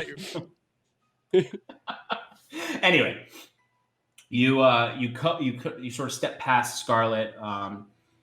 Scarlet, what do you want to do at this time as well? I'll just step out of his way, noticing that he's going to look in it. I don't want to look in it quite yet. Sounds weird. Okay. All right. So, Kieran, when you peek your head up to it with that 27 roll, you see with your dark vision, it's dim, so the entire room is devoid of light. You see silhouettes of humanoids in the room, and they just seem to be either just like standing like this, like just sort of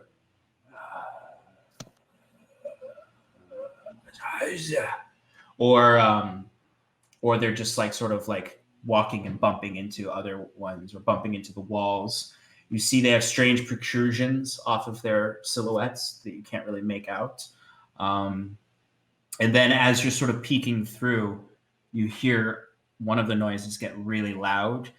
And you hear the chittering noise and the claws as right up into your face. Looking through the bars, you see what looks like the desiccated face of a human, and just sort of the flesh is dried out. The teeth the lips are pulled back in that horrifying way. The eyes are completely like grown over with this spongy fungal matter that is just sort of growing up into the air, where it's sort of into the hair, where it's like patching over the hair and sticking out in these sort of fronds and little caps. And there's just a horrid smell that comes over you as the breath of this creature emanates in your face, and sort of a spew of spores hit you. And it's sort of, its teeth are at the bars, and it's just sort of scratching at the door wildly. And the door is shaking in front of you. The other two of you notice this, of course, too. Kieran, I need you to give me a Constitution saving throw. It always comes down to zombies. 15. 15? All right. So you instinctually kind of close your mouth and cover your face as the spores shoot out, and you cough a little bit, but you just manage to keep it from getting into your lungs, and you stave off the potential poison. What do you want to do? This thing is just clawing at the door. Timber's gonna grab at Kieran's pant leg and pull him back. Kieran would need very little help in stumbling away from that door, going, Vanya, what is that creature? Scarlet, I imagine you're coming with them. Yeah, you know what the answer. Scarlet's just standing in the darkness, like, So easy enough. I sort of like backing away at first, and I imagine turning and running back. Very quickly, Cal, you see them stumble forward out of the darkness, and sort of the darkness opens up and spits them out and closes back up behind them. Wait, were we getting pulled all the way through? Oh, no, I just pulled them just a little bit away. Yeah, I was just going away from the door, like... Oh, okay. Yeah, so I wasn't... Take that back. Sorry. You guys step back probably about 5 or 10 feet, and you're just sort of alone in that darkness, and you hear in the distance that... Timber's not going to let go of Kieran's pant leg, though. He's going to keep kind of pulling him to the opposite direction. Let him make his own choices, but he's telling him what Timber wants him to do. Okay. What was that? Sorry, I'm just trying to get my bearings here. So we went down the hallway, and then this door was on like one of the sides, or at the very end of the hallway? Very end of the hallway. Okay.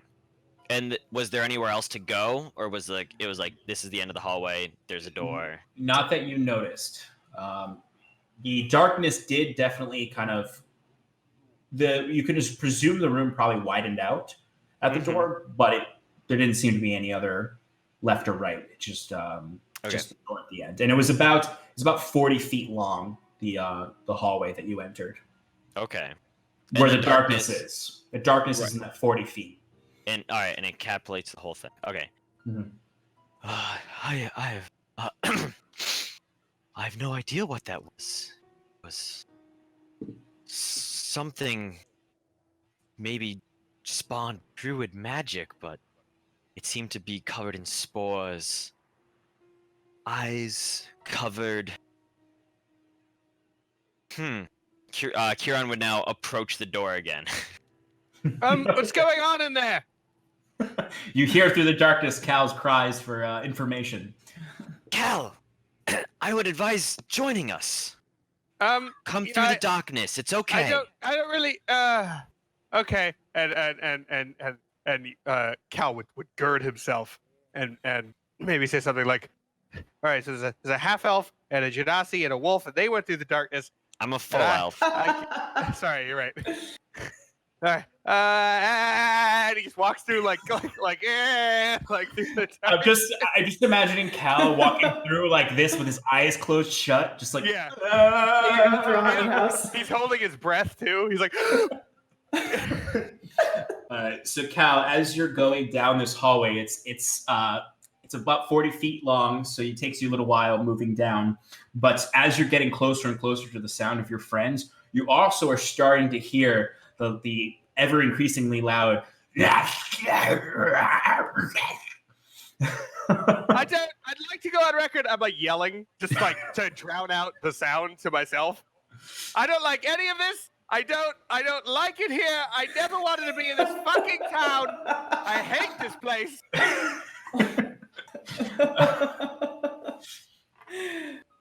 So Kieran, you said you wanted to approach the door again? Yes, keeping my distance, but taking time to examine this creature. When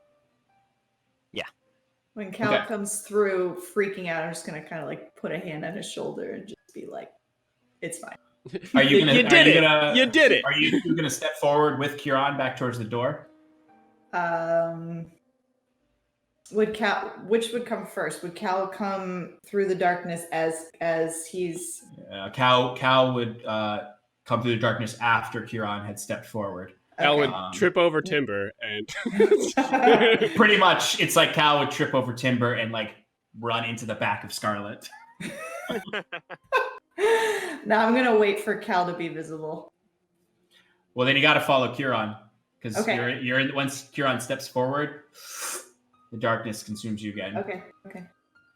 I just continue to shout. I fucking hate this. I hate everything. Cal, keep your voice down. What I need is Cal to make a dexterity check. Saving throw. Sorry, not check. Saving throw. Okay, it's a 7. 13 plus. All right, so you avoided the domino effect. Cal, you sort of stumble into the non-dark space and sort of trip a little bit over Timber, and you sort of catch yourself from the ground like this, and you look up to see Scarlet, Timber, and Kieran, and some sort of creature banging and scratching at the door with its face pushed up against the bars. You avoided tumbling into Scarlet, who then would have had to make a dex save to stumble into Kieran, who would have had to make a dex save to stumble into the face of this beast. All right, so I fall in and I catch myself and I look up. I would imagine, so Scarlet's back, Kieran's up, so I'd see her first. And I'm like, oh, hello, thanks. And I like immediately stop freaking out. And then I stand up and I look past Kieran's shoulder and I immediately go, what the fuck? I would draw my sword and be like, ah! Jesus! Sorry. By the flame or something like that. What's her name? Everflame? Everflame. It's at that point that you start to hear other bodies shifting in there, coming towards the door. Kieran, you're up at the door. This thing is pushing its face in to where the bars are actually starting to crack its skin and rip into its face. What would you like to do? Would you like to investigate it? Yeah, I want to inspect this thing, see if I can figure out what it is. Is it undead? Is it something like that? So if you're wanting to discern, it's sort of I'd give me a nature check. Okay. Discern its sort of like origin, what kind of creature it is. Oh, 2. Okay. So it's definitely human, or was humanoid. You're unsure if this is undead or some other kind of creature. It definitely seems humanoid in nature, just from the face, the semi-face you can see. Really, the only thing you can see is what its face looks like again, and it has the fungi growing over the eyes. You do notice the flesh, which is very, very pale and yellow at this point, and you sort of see underneath the fungus eyes, sort of at the base of the fungus, you see blue scars with blue tattoos that sort of come down like this, like they originate in the actual fungus, and you're seeing the base of them right at the corners of the mouth. Do I see that too? Close enough? If you would like to make a quick perception check. Please.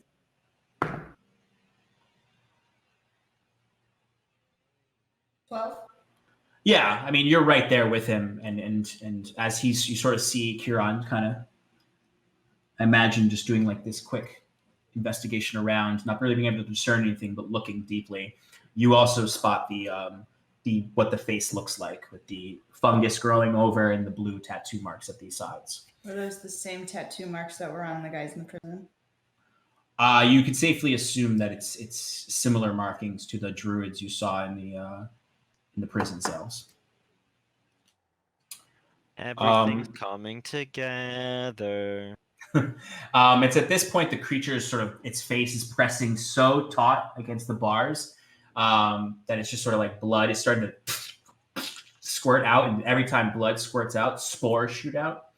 And I need everyone to make a Constitution saving throw as a whole bundle of spores shoot into this 5-foot space. Because the other creatures are now kind of, some of them are run up behind this one, and they're just sort of pushing him into the his form into these bars. 15. 12. 14. 17. Okay, so you definitely like feel a stinging in your lungs, and you coughing up these spores, but you all safely avoid taking any sort of poison effect. Timber's gonna let go of Huron's pant leg and just turn away and just go back through the darkness, being very careful, like just like kind of nudging everything as he goes. Yeah, easy enough. You know, every now and then you sort of teeter into the wall, but there's nothing of danger here necessarily. So you get to the other side easy enough. Can I produce flame again and just like hold it up to the bar and see what it does? Yeah, definitely. So when you produce flame and you hold it up close to the bars, one, you start to see slowly, the longer you keep it there, the like sort of spore parts start to like, they don't shrivel necessarily, but they start to get covered in a little bit of like smokiness, and they're definitely reacting. Mm-hmm. And like sort of the flesh though, the flesh is like, some of it lights actually, and just sort of like singes away, and you see the flesh underneath is like desiccated and dried out. Like it's like the side of its face burns away, and you just see like sort of the dried out tendons of the mouth as the creature sort of. But he doesn't back away. Does not back away. Not scared of the fire. Okay, cool. I turn around and walk, follow Timber. Okay. I think we should come back to this at another time, but first I'm going to snap, but instead of it snapping where I am, I'm casting Minor Illusion and snapping in the space behind the spore zombie things.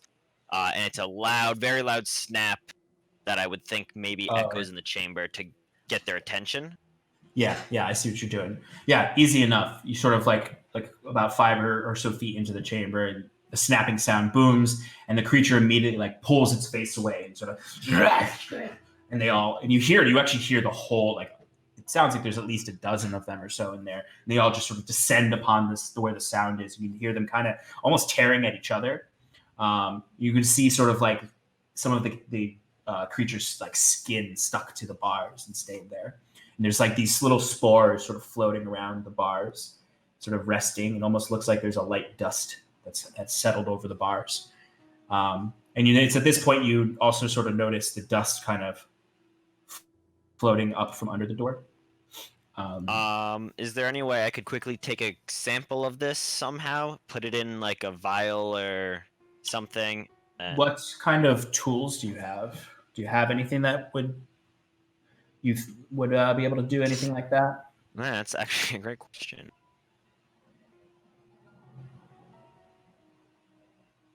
I got a prayer wheel. Don't look and you need them. A mess kit is probably the closest thing that comes to that. Oh wow, you really don't have much. Nope. I mean, what is a mess kit? Tin box contains a cup and simple cutlery. I don't think so. Okay, that's fair. So, I mean, I guess you could technically like take the mess kit because it's like a little box of like eating utensils and just sort of like, I guess, try to catch some in there. You give me just a quick like, I don't know, a quick. Well, I'm like Kieran would literally go up there and just with his finger just kind of scoop it up into something. Yeah, I mean, you don't really have any vials. You didn't have a health potion or anything before, right? That you used? Nope. I literally got jack diddly squat. Yeah, there's not really much you could do. You could probably take a sample with your finger and maybe like rub it on the side and the inside of your mess kit if you wanted to. Yeah, like literally contaminating all your eating utensils. But yeah, you could do that. Yeah, he's not really. Wait, can I make a medicine check to try to do this in the most medically sane way possible? Sure. Thanks. You may certainly try. All right, that's a 15. Okay. It's not going to be sanitary. I mean, all you know is you're just going to have to thoroughly wash these okay, that's utensils. fine. It's not you're doing it. What? Yeah, it's not like it's not like it's permanently imbuing these with sickness. Rub my eyes a little. Although some fungi might grow in there if you leave it too long. Right. So I'm basically just trying to get a sample so that me and Wiswick can look over it later. Yeah. And then with that, I would take Cal if he hadn't already started leaving. Go. Let's go find our little sniffliblin friend. Deep gnome, just say deep gnome. Does that need to be through the darkness again? So I still have that runic stone, correct? Yes. Okay. So I would produce it if I didn't already just have it out, showing that it pushes away the darkness and guides. But he still sees darkness because he doesn't have any light source inside. Oh yeah, that's right. Okay, so Scarlet walked away with his flame, but Kieran can still see. So yeah, so technically everything. Cal didn't know he left the darkness until she produced flame. Humans. Is Cal saying anything about this, or? I don't. Can we leave? I just don't want to. This is. We got paid to do a job. The job's done, as far as I can tell. Well, this is going to be very interesting to ask the Archdruid about. I'll give you that much. Yeah. Yes. Remember, Cal, there's more than meets the eyes. These types. There's much we can learn here. Would you say that they're robots in disguise? I'm not quite familiar with these. What'd you call it? Ribbits? I'll work on that. Let's get the fuck out of here. Why are we still here? This is interesting. Actually, funny enough, Cal, being from Honduras, being a neighbor of the Gwyn elves, would know that automatons exist. Oh. So, not an anachronism. Anyway. Me anachronistic? Never. All right, so the three of you are heading back towards the exit, right? Mm-hmm. Okay. Easy enough. Wiswick, checking back with you. So upon entering through the curtains, you enter into a very dimly lit space that is solely lit by a single torch on the opposite side. It's a circular room. There's a single torch on the opposite side that glows it's got the coloration of a flame in the sense of that orange and yellow and red, but it's unnaturally yellow, where there's no real red or orange or blue. It's all yellow. And you see to the left, you see a large, very nice bed with nice satin comfort sheets, several pillows. You notice the curtain aesthetic sort of continues throughout the room, sort of leading up to the top. And then on the right side, you see what looks like more work tables that kind of curve across the wall.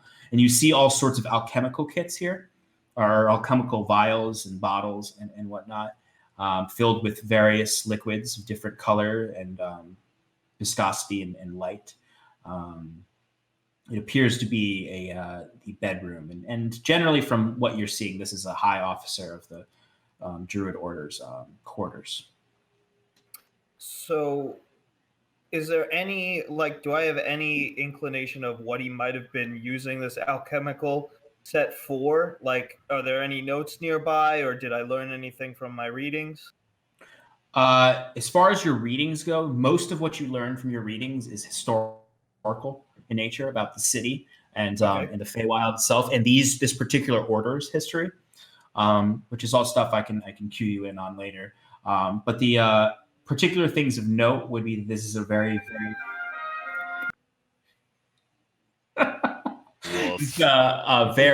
very old, a very old Druidic order. The textbook that particularly had the history of this order was particularly long. You're only able to scan through some of it.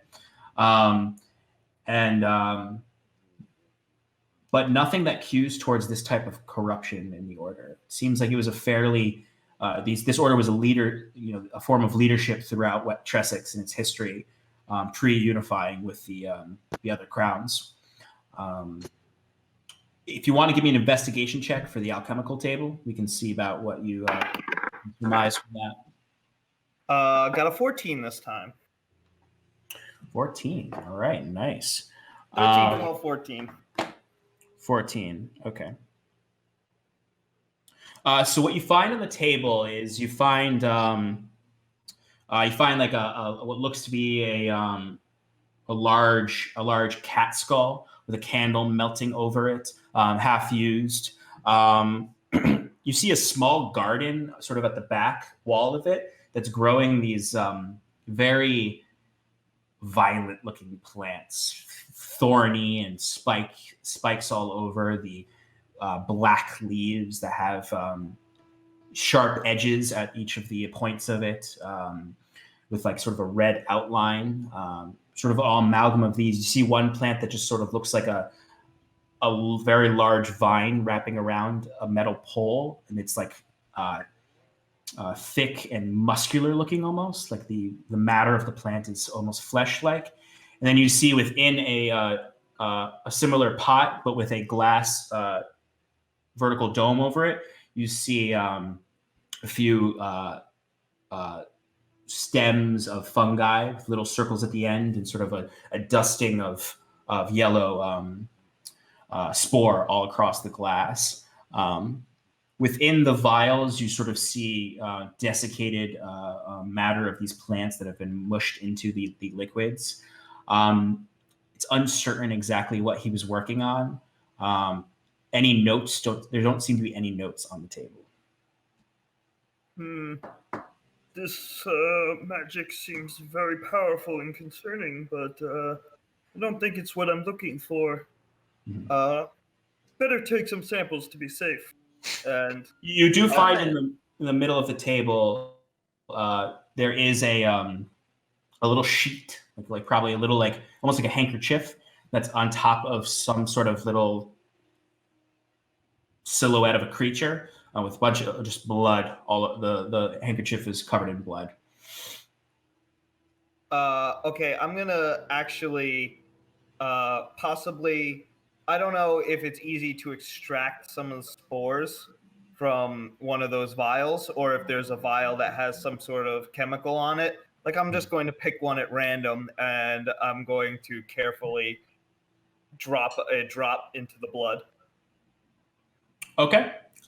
So you see, let's say you see 3 vials that are easily accessible, that aren't like stuck in a lot of contraptions. One is empty. One has a deep red liquid that you can sort of just see the desiccated plant matter at the bottom, and it's sort of little bubbles shooting up from it. And then one that is yellow and cloudy. Which one do you want to pour on this? I think I'm going to go with the cloudy one. Okay. So when you go to pour, how much? Just a drop, you said? Just a drop. Okay. So when you open it up, the first smell you get is a rotting, mildewy smell that emanates from it. It's very noxious. You're shaking for a moment. You just very carefully just put one drop onto the bloodied spot, and you see as soon as it hits the spot, it sort of immediately like sort of spreads out almost over the blood. Kind of like if you drop ink into glue and the way it sort of veins out, sort of veining in the blood. And then it sort of settles through the cloth. And as it goes through the cloth and underneath it into whatever matter is beneath it, you start to see the cloth moving as you see puffs of spore shoot through the cloth. You should make a Constitution saving throw. Shit. Okay. I should have known. No bueno. 8. Okay, so you sort of carefully, like looking closely to observe the reaction. You pour it, drop, spreads out, spores right all over into your face. You are considered poisoned. Okay. So you immediately sort of you feel your lungs sting, and you sort of feel woozy and nauseous, and you just sort of your vision starts to blur. You're muted. You're muted. Sorry about that.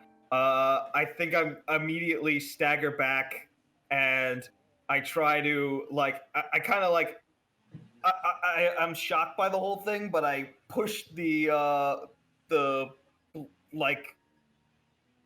blood-stained handkerchief like off the table, like I'm trying to get rid of it, like I throw it into a trash bin or something like that. Yeah, and as soon as you sort of swipe it away off the table and back up coughing, you see when it lands in there's no trash bin nearby, but it lands and sort of bounces on the floor. You see the handkerchief kind of just lands flat, but you see what was underneath it was essentially just like dissected rat that had other spores kind of or other like mushrooms already growing on it. And you see as it hits the ground and sort of rolls away, its flesh is really dried, and you start to see it like start to twitch. When it's on the ground, I set it on fire. Easy enough. So immediately, as soon as you see it start to twitch, fire bolt that thing, and it just sort of starts to burn, and you hear the low squealing of the as it comes back to life and then dies back to death. Monsters. And I just at this point I'm just so hurt. Like I don't feel good at all. I've messed around with too much of this stuff. I'm going to slowly make my way towards the door frame where I know people are like coming, like hopefully people are coming my way, and I'm just gonna keep like asking for help. Like there's nothing else I want to do here. I might pocket those not the white vial but the other 2 vials. And okay. I head for the door. Okay. So you have a vial of red, somewhat bubbly liquid, and then you have an empty vial. Yep. Okay. Everyone else, you've come up the stairs at this point. You're in the kitchen. You see at this point the men searching the kitchen have stopped really searching, and you see they've started to just start eating things. You see one man is just like chewing on some dried meats he found. Another guy is like just like dipping his fingers into something and just eating it. Like he doesn't even seem to know what it is.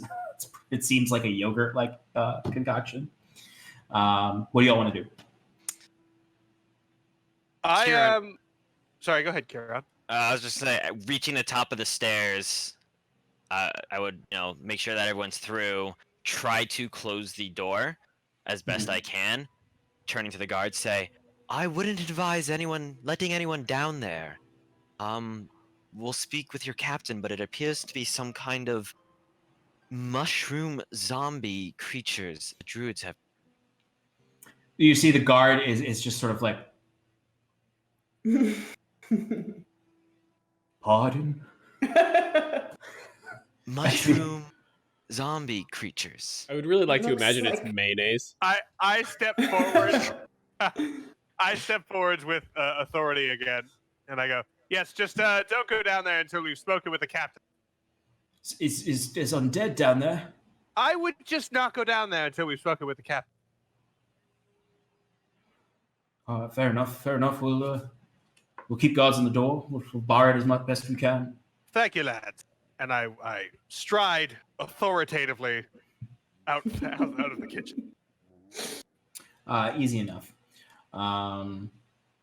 Okay, so you strive through the kitchen and you're out into the main hallway again, looking sort of down. Well, first you look across and you see there's the stairs that lead up, and then you look to your left and you see the rest of the altar had passed over to the other. Is Wiswick screaming? At this point, hang on. At this point, I would like to realize that I am nobody's calling clutched my knee recently, and I would like to be like, "Does anyone know where Wiswick is?"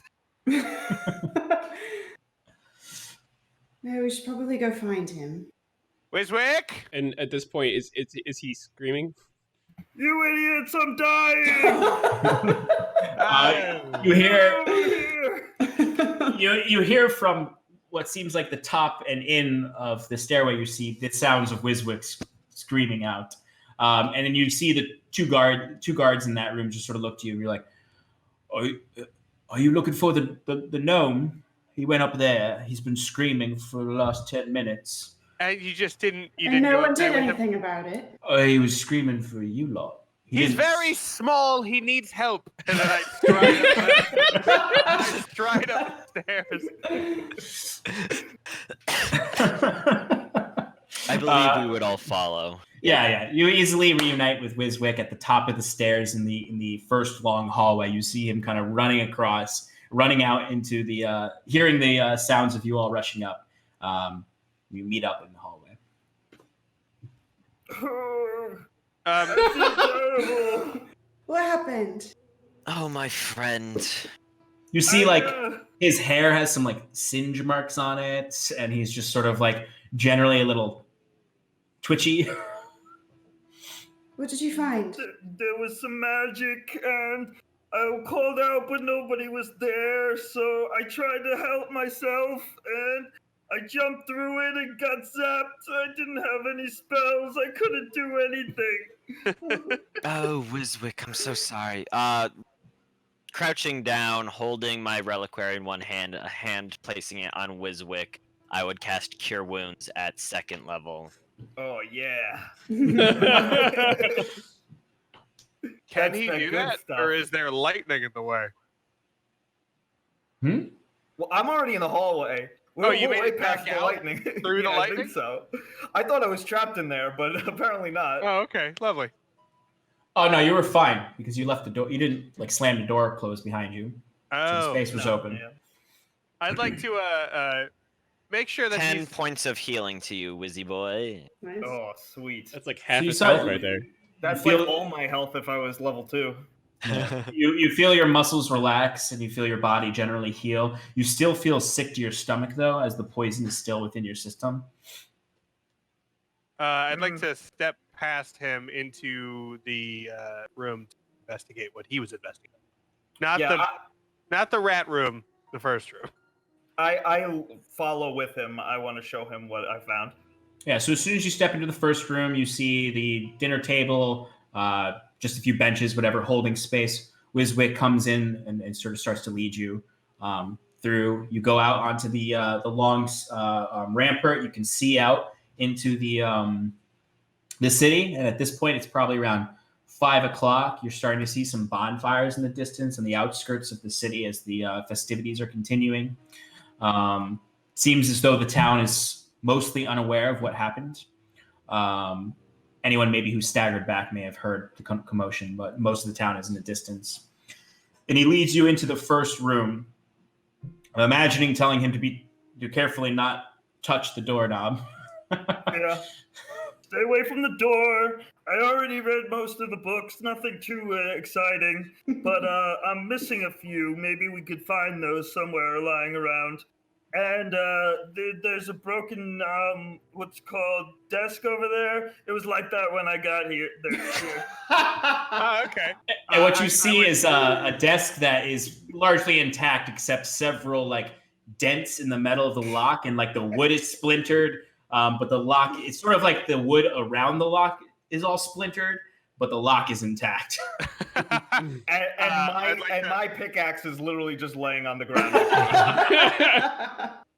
Oh yes, of course, my friend. I understand it was like this when you got here. I'd like to try and just muscle the drawer that he was trying to pick open. Yeah, give me a strength check. Also, I would have followed them in, and I'm watching this knowing full well I can probably pick that lock. Excellent. That's 15 plus. Oh shit! Well, it's not saying plus 2, 7.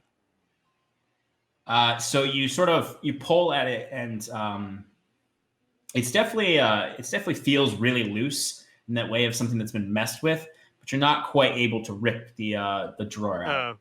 All right, Kieran so is also standing next to Scarlet, like leaning on his quarterstaff, just watching this. Did you try the pickaxe? Yeah, but you might want to try it again. I was getting somewhere, but I lost interest. I thought you found it that way. No, that's fair. I pick up Wiswick's pickaxe, which I assume And before he does that, it's like this big. Can I step forward with my tools? Absolutely. So go ahead and give me a thieves tool check. So it's add your dexterity and your proficiency bonus to your roll. Oh, well, can't do it either. 9. Oh, okay. Damn it! I was so smug. So, Cal, because she probably stepped forward and was like, I've got this. Cal's like, when she doesn't get it. I would say that it's not that you don't get it, Scarlet. It's that it takes you a very long time to get it. Okay. So you're all just sort of getting pissed off as I'm doing. Yeah, you're increasingly just like, just like Cal's mocking is what's driving you to pick this damn lock. Yep. You're not going to be Cal's checking his watch that he doesn't wear. I'm resisting the urge to turn around and punch you. It's very embarrassing at first. But, Kieran has lost interest in seeing this and is just looking around the room. Yeah, Kieran, come check this out. There's some flames. Just walk around it. So if Gwinswick leads you into the next room and you see there's just this singed, what looks like a rat corpse that also looked like it was ripped open at its like chest, and it's just smoking right now, and it's kind of covered in shriveled mushrooms, and there's like spores around it. Would this look similar to the creatures I saw in the basement? Yeah. Crouching down at it, it goes, interesting. We found similar specimens like this in the below area. Oh, really? It seems that he was taking his dark practices and putting them to foul uses. I saw this creature. It was a corpse at first, but as soon as it touched what was in that vial over there, it began to reanimate. And I unfortunately might have got some on myself. I don't feel very well. I'm concerned. Maybe I should go see a cleric or some sort of doctor. Looking at Wiswick, looking at himself and looking back at Wiswick, Kieran goes, my friend, I am a cleric. Yeah, but I still feel bad. You already healed me. Is there any way I could do like a medicine check to make him feel better? Or alleviate his worries of feeling bad? So that's not really how medicine checks work. Okay. Medicine checks you use to stabilize someone who's dying. Do you have any spells that cure the poison condition? I do not have lesser restoration at the moment. I haven't had time to prepare that. So what I would say is, as a cleric, you would understand in your current situation that he's just going to have to ride it out. You can make a medicine check to discern the nature of the sickness, maybe, to see how what kind of danger he might be in. Okay, can I do that? Yeah. 13. Okay. So from his condition, sort of his wooziness and sort of paranoia, it seems as though, first of all, it's very Wiswick, but it seems as though it's a simple poisoning. He's not going to die and reanimate. You don't think that it's going to affect him in a zombification way. So like Kieran would For now. pull down like an eyelid, maybe like open like his teeth or his lips to look at his gums, pull up like a nostril, like giving him a little inspection and go. What is he, a horse? It's kind of how Kieran is treating him, yes. You do notice like there's like some spores in his like facial hair and like a little like dusting on his eyebrows. His eyes are very yellow, like the under the eyelids. Yeah. And his lips are very red and inflamed. But he doesn't look like he's going to die. He just looks incredibly sick. Wiswick, I apologize for the discomfort you're feeling, but it seems to be just a minor poison you're experiencing. If I was better prepared, I could cure you. I apologize, but for now you should be fine for the foreseeable future. The air tastes like chalk. And again, I am sorry this has happened to you. And it's at that point you hear, Timber, is there something you want to do? Yeah, I wanted to jump. I want to put my paws on the alchemy. Oh my god, the fucking table. Alchemical. Thank you. And I wanted to just observe what's on it and the vial that's on it. I just wanted to look around the room. Mm-hmm. Yeah. So go ahead and give me an investigation check for the table, and then a perception check for the room. While he's rolling, Cal is lying on the desk now with one leg dangling off, just swinging it, going, "Oh, I have thieves' tools. I can break into anything." I am pointedly ignoring him. I got a 1 on the investigation, and I got a 15. Wait, sorry, no, that's a dirty 20 on the perception. We as a party can never see things. We just can't. Can't investigate, but I'm perceptive. So you look at the vial, and the cloudy yellow liquid inside is unfamiliar to you. You do notice some minor reagents that are just basic alchemical supplies. You notice the plants behind. You're pretty much noticing everything. You can see it, but you don't really know what much of it is, other than the simple things. Like a few herbs that you're familiar with, but the plants in the back look completely foreign to you, and none of the liquids really look familiar to anything you've seen before. It seems like very dangerous experimentation. He's keeping his Bunsen burner real close to other things. He doesn't have a Bunsen burner, but Fucking. As far as investigating the room with that dirty 20, you sort of move on from the alchemical table, which is much of the right side of the room. You start to sniff around the left side of the room, and you do find a sort of a side table by the bed. Very plain, very simple. It has its own drawer on it. Sort of sniffing it, kind of. I imagine you may want to open it with your mouth. Yeah. Easy enough. This one is not locked, actually. Yeah. You do find you can see inside of it. There is some plant matter, just sort of dusted around in there, like petals of flowers, some rotting herbs. And then you see there is a silver key in there. And a rolled up scroll.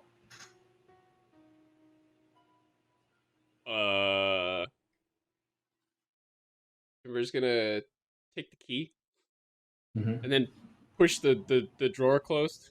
Actually, no, he's gonna take both of them. He's gonna take the key and the scroll. Very carefully. Yes.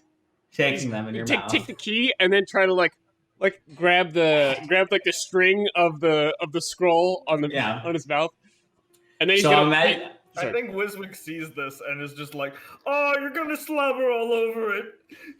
There's most certainly going to be slobber all over the scroll. But I can just imagine like the key from its loop, like hanging off of one of your canines, and then the other side, the holding the string of the scroll. What do you want to do with them? First, I want to walk over to Wiswick and drop the scroll in front of him. I hesitantly pick it up, try and like clean it off on my own like shirt, and slowly open it. Yep. So you recognize it as magical equations, and after reviewing it for a little while, you can identify it as a scroll of the Featherfall spell. Finally. Hey. And then I would like to take the key and then walk over to where Scarlet is finicking, and then just put my paws up with the key in my mouth and go. As you do that, right as you come up with the key, the drawer unlocks. Oh. Oh, lovely! I don't get off the desk. I just roll to the side and look down into the drawer. What's in the drawer? Oh, and I pet Timber's head. So within the drawer is another key, smaller than the key that he dropped down. It looks like it's made of brass, something simple. You see there is 4 gold pieces, 8 silver pieces, and 13 copper pieces. You also see a silver bell that you see a silver bell, and then you see plant matter all over the place. I'm gonna reach in and take out all of that money. I'll just hold it up and be like, "We'll divide this later," and just put it away. And take out the key and the bell and just hold them up. Be like, "These mean anything to any of you?" Noticeably, the bell does not ring when you move it.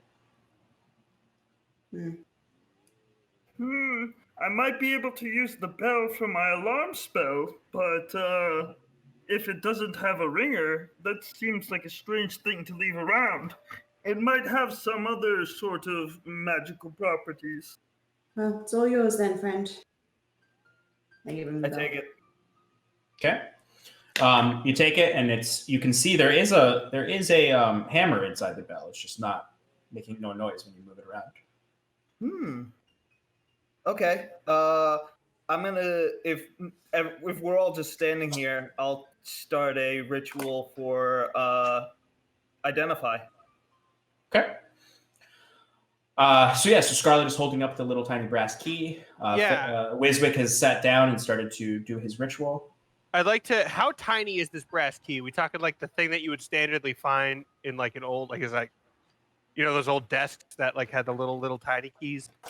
Yeah, it's similar to that, or like what you might have for us, I guess size wise, like a mailbox in an apartment key. I'd like to carefully examine the desk to see if there's any secret compartment. Okay, give me an investigation check. Good at that.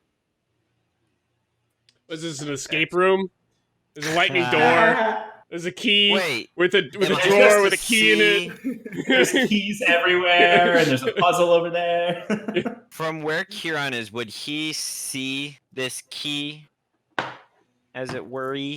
Yeah, I mean, I imagine you probably. I guess if you're in the other room and you're doing something in there, no. But if you came back in here, I guess at seeing Timber come in with the key, I would have followed. And then seeing that small key reaching into my pocket, I pull out the journal and go, "May I?" reaching for the key. Be my guest. And I put it in and does it fit? Yep. If I turn it, does it unlock? Yeah. That's so cool. Um, And then it I would unlocks. carefully open it, careful not to let any pages fall out. Okay. Yeah, and as soon as the key turns, it does sort of, and like you see dust shoots out of it. No spores. I was about to Well, actually, Yeah. maybe some trace amount of spores may Well, burst out. actually. Well, actually, there would be spores in there. Give me a Constitution saving throw. What? It's not discerning in where it grows. That's why you don't make fun of 14. the DM. You're good. It's a very trace amount of spores, but you do cough at the dust and spores hitting you in the face. And you're careful to keep the pages. Some of them are sort of sliding around, but you're kind of cradling it to keep them from collapsing out. Open to the first page. What does it say?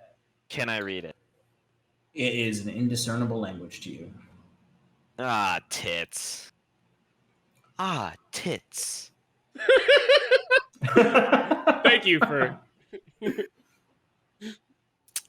Does anyone recognize this? And then, still very careful to hold the pages, turns it around, showing it to the group.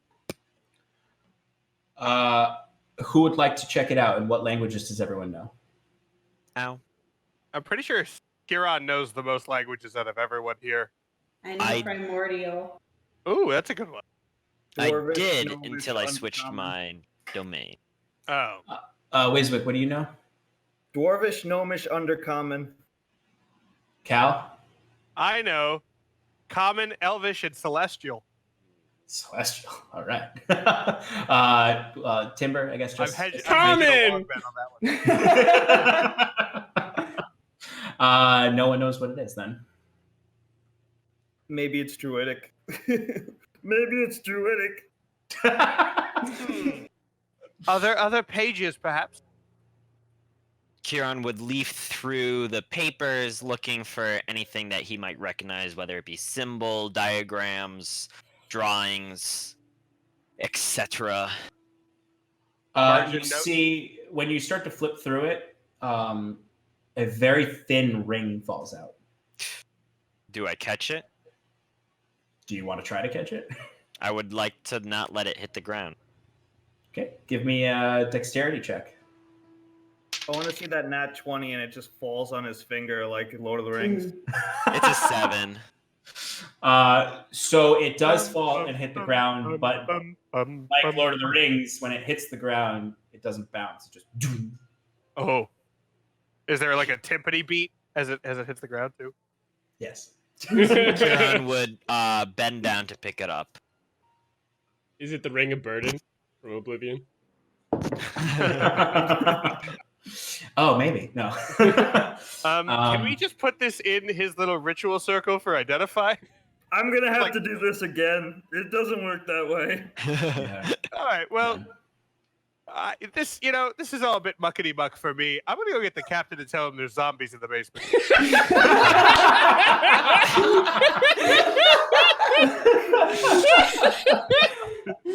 Oh god. Good call. Captain, Oh, Captain. Captain Domino, there's zombies in the basement. Sorry. So Cal leaves the room as he announced, presumably to head down to speak with the captain. Basically, we've gotten too mysterious for Cal's sensibilities, and he's like, yeah. It's like, All this right. is weird.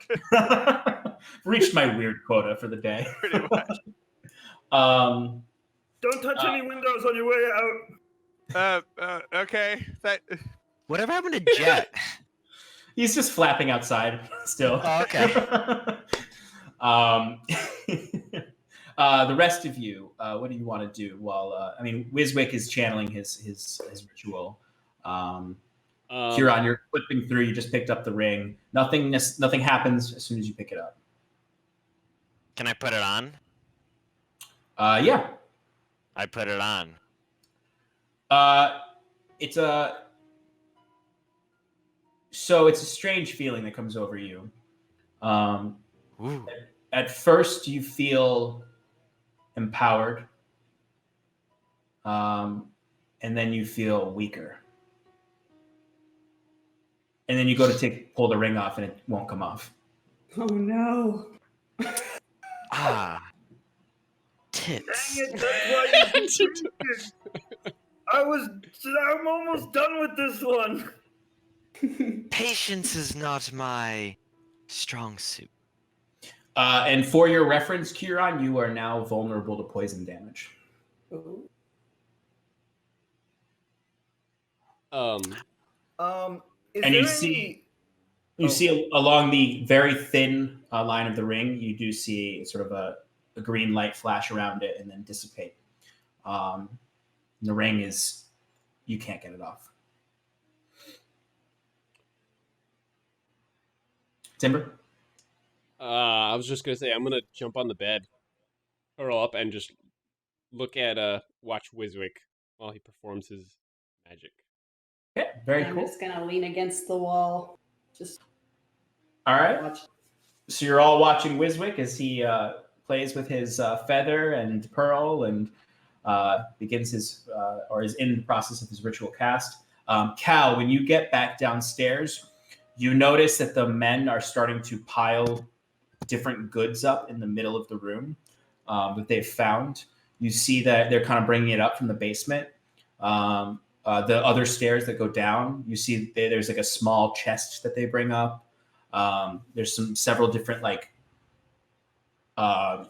druids attire. There's a few staves they throw in the middle of the room. And then you see a few men coming up with a woman, sort of holding a woman up who's like sort of struggling to walk.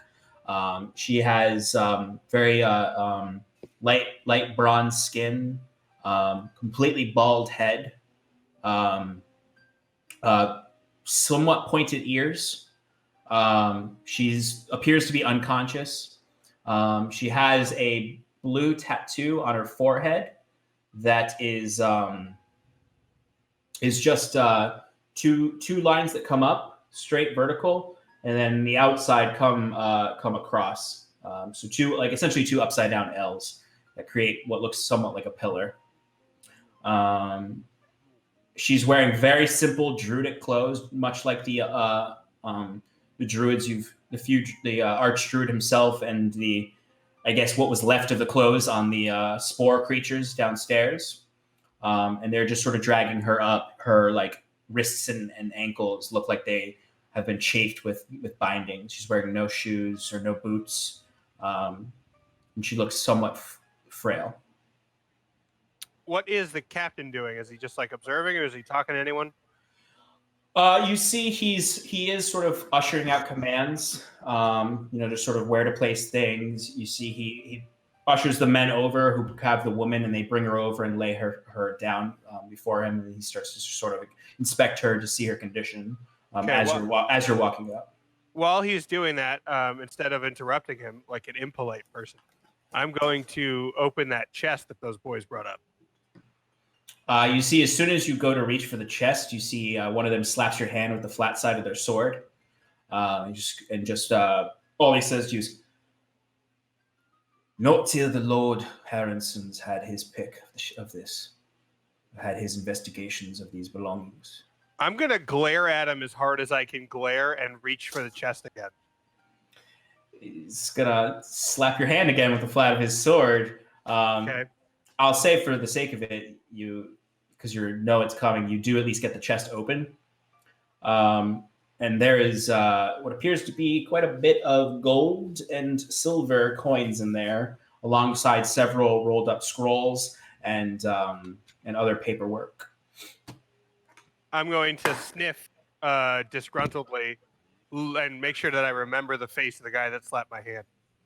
All right. So remembering the face of the man who slapped your hand, he has a very light scruff that is very bright red, with like basically translucent pale skin, blue eyes. He looks like Ed Sheeran. Looks like Ed Sheeran. Does not sound like Ed Sheeran. Very Okay. quickly, one of the other guards closes the chest after you've opened it up, and the guard who slapped your hand says, "That is not for your party. It's for Lord Harrison's investigation. I just continue to meet his gaze angrily, and then when I've decided that he's chagrined, I walk away. Or I walk to the captain. And when you go towards the captain, he's sort of standing up, and you see he's sort of wiping his hands with a rag. He sort of looks across to the other the guard, one of the guards who brought the young woman up. He just says, "Bring her to the barracks. We'll have the medics take a look at her. She's still living. You should be able to.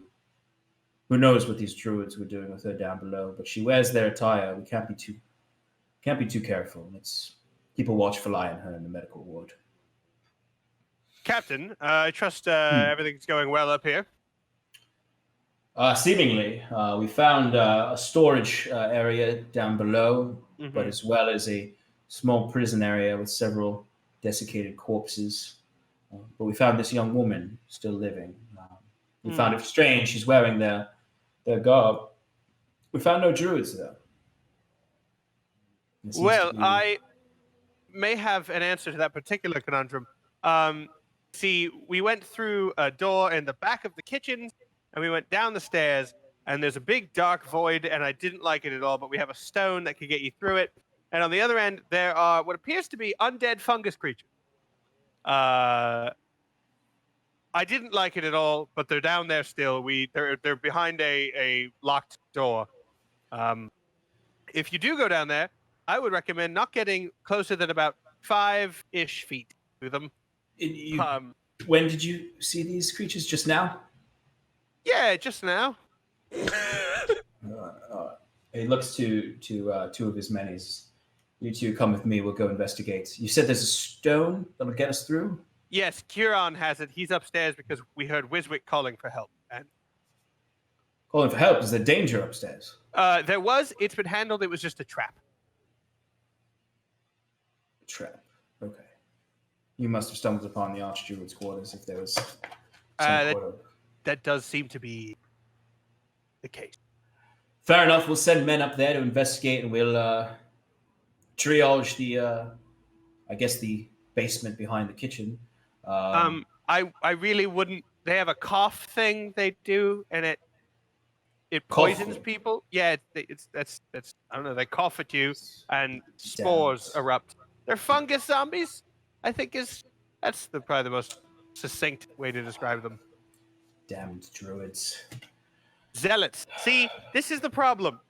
It's runaway religion like this that I think causes most of the ills, and then we don't have to do this. But he would go on a small diatribe. And the captain couldn't agree more. But he just looks. He sort of, after your tangent about zealots, he scoffs. He says, "Couldn't agree more. Well, you've all done your part here. The Lord has informed me to have you check back in with his manor for proper congratulations and potentially proper celebrations for this victory today. We are keeping the Archdruid in the Lord's private prison beneath his manor. It's only the Archdruid alone. We have several guards on him right now. Okay. But the Lord would like to speak with you before any of you leave or do whatever you wish to do. Surely you are absolved of any sort of crimes or woes you have with our city. Thank you, Captain. I shall collect my friends. And then I walk away. Fair enough. I will see you later at the manor. I'll see you later. Okay. I say, flashing, doing a little eyebrow wiggle. The Lord rolls his eyes and continues on, ushering for the rest of his... I don't even get a persuasion check. No. You see some of his men stay around the horde that they have in the middle, but he brings quite a few of them actually with him as he heads towards the kitchen. Back upstairs, by this point, I'll say Wiswick's identify spell has concluded on the silver bell. What you can identify from it right now is that the bell. So I guess once you visualize the spell, you do your ritual, you can see sort of visual magical references to the sort of enchantment around the bell. It does not toll unless you speak its command word, and it can toll once a day. And when you use it once a day, it will cast Toll the Dead. Oh, cool. What's the command word? That I will get to you. I'll come up with an interesting word for it. The command word is it's yippee-ki-yay. Oh, the bell tolls. You gotta just start singing. Yippee-ki-yay. the bell tolls. But it requires Ring my bell. it requires no attunement. Just the use of the word once per day. If you don't use the word, then it just doesn't ring. Okay. So I relay this information. Do me. You mean the ring? Well, yes, but I can't quite, get it off. Okay, I guess if you want to hang around, but That's a common problem with men your age. I think before we continue with the whole magic item fest, we might want to discuss what we're gonna do with all of these weird concoctions before the guards get here. I don't know about you guys, but I think all this stuff is bad, like real bad, and I don't think it should be in anybody's hands, like at all, even if we trust them. And I don't really trust them. So what's you Anybody else suggesting? have any opinions? Well, I mean, I think you know what I'm suggesting. I think Are I you do. suggesting destroying it all? Well, maybe not the books, No. but yeah, all those experiments in the other room. We could, with the, those silk sheets, light fast. I have no qualms with this course of action. I don't either.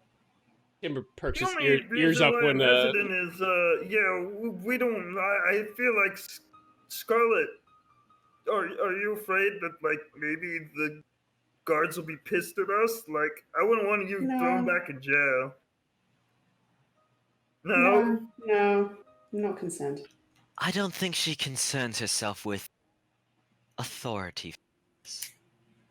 Well said. Maybe we should just keep it for ourselves. That way they won't have any evidence on us. Whatever you think best. I'm uninterested. And as he said such, he kind of just like walks out of the room. Okay. There's really nothing left here, right? Not that you've noticed. Can I do a quick perception check to scan the room as I leave to make sure there's nothing untouched? Yeah, go for it. Cool. except that everything is 25. Scanning this vestibule room, there's, you're mostly just noticing the books at this point. You've pretty much seen everything, or at least perceptively scanned all of the nooks and crannies for the most part. And actually, along with that high perception roll, you do start to hear the footsteps coming up the stairs down the hall as you presume either Cal is coming back or guards are coming up. As soon as we... Oh, go ahead. I was just saying, with that glance, I would be walking out. Kieran would be walking at the door. I quickly snatch the vial that I left behind that had poisoned me previously. Okay. And I begin to set fire to all those plant-like experiments. Yeah. I'm joining in. As soon as I see him doing it, I'm doing it. Okay, so some small controlled flames are happening, I'm assuming, not just whipping fire bolts and produce flames all over the place. So it takes a second, not so long that you run the risk of the guards getting in there, but the plants all slowly wither. The I guess give me a dexterity check. I'm doing this, if that matters. Yeah, no, that's fine. I'm just generally for your control of the fire.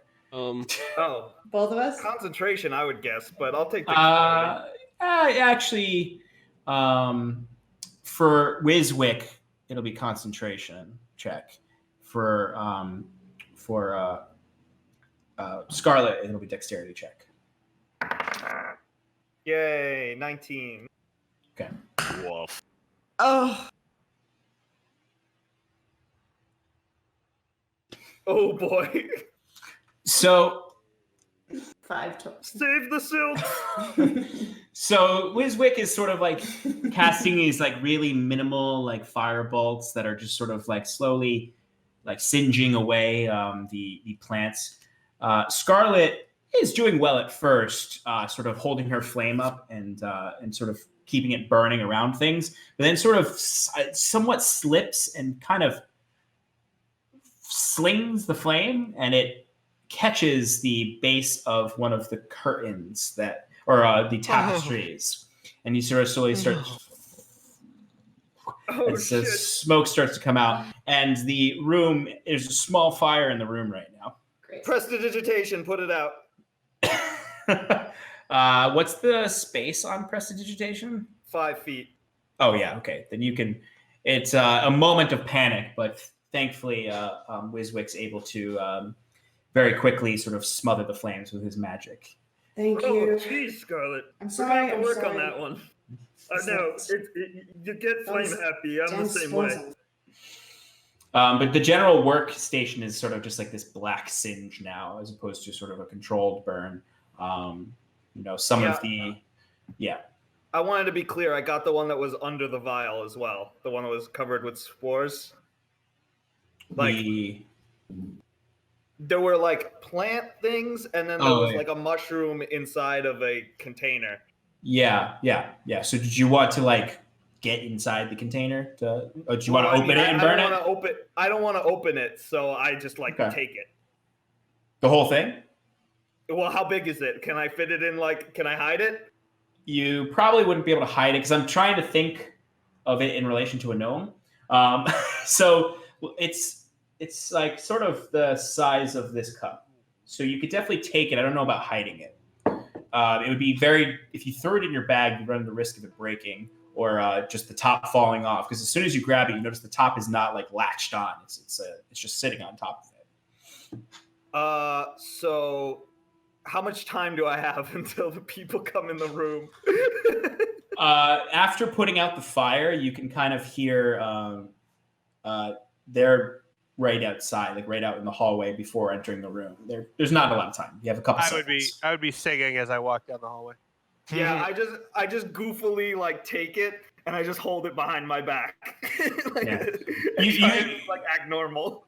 You do hear the ginger tones of Cal behind these guards. Zombie. Maybe I'll wrap it up. I'll wrap it up in some of the sheets. Okay. So I'll just be like. Fair enough. So you see the guards walk in and they start to investigate. They start to investigate the vestibule room, and then you see Cal peek forward, and Cal, you see Scarlet and Wiswick standing there. You see Wiswick holding something behind his back, and then you see behind them the workstation, alchemical workstation, is singed entirely, blackened with fire. Hello, friends. It's time to go. If you would just please step on out, allow these gentlemen to do their jobs quickly. Now, gentlemen, I loved working with you. Is either of the two guards that I hate here? You know what? The wispy beard, blonde wispy beard man is here. Blonde goatee kid. I'm going to saunter up to him as if to shake his hand, and then I'm just going to kick him hard in the shin and walk away. As soon as he does that, I run out the door.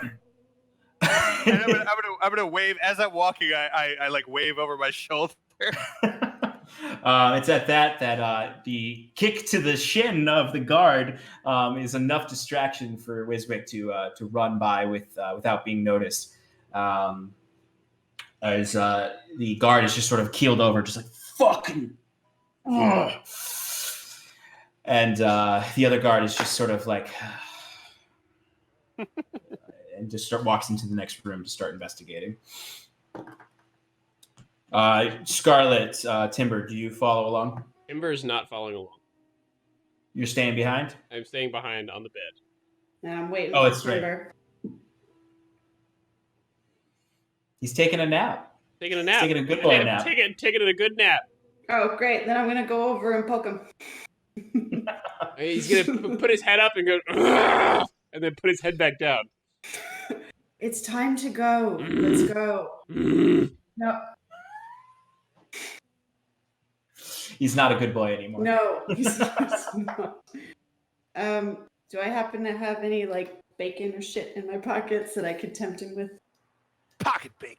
Pocket bacon. You have not. You've not previously indicated that you kept any bacon in your That is pockets. true. I did not. I mean, you have some. You have some rations. You have some Scarlet's dried clothes meats. are perpetually greasy. I'm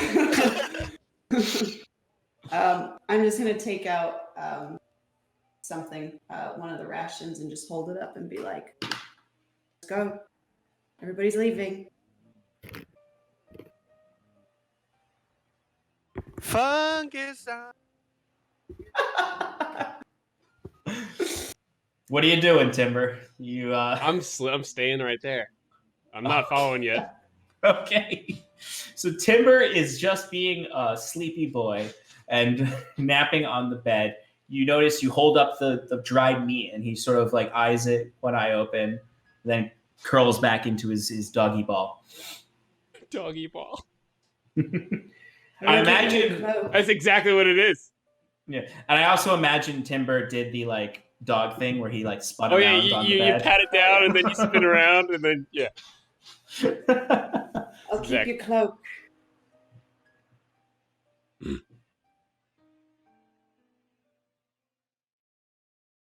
He's not gonna move.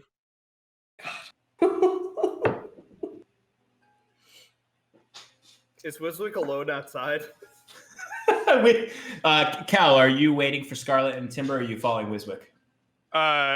No, I left. I kicked a man in the shin and I waved over my shoulder. That's true. You wouldn't stick around after that. So, no, Wiswick and Cal, you're walking out and down the stairs. And I'm singing Fungus Zombies.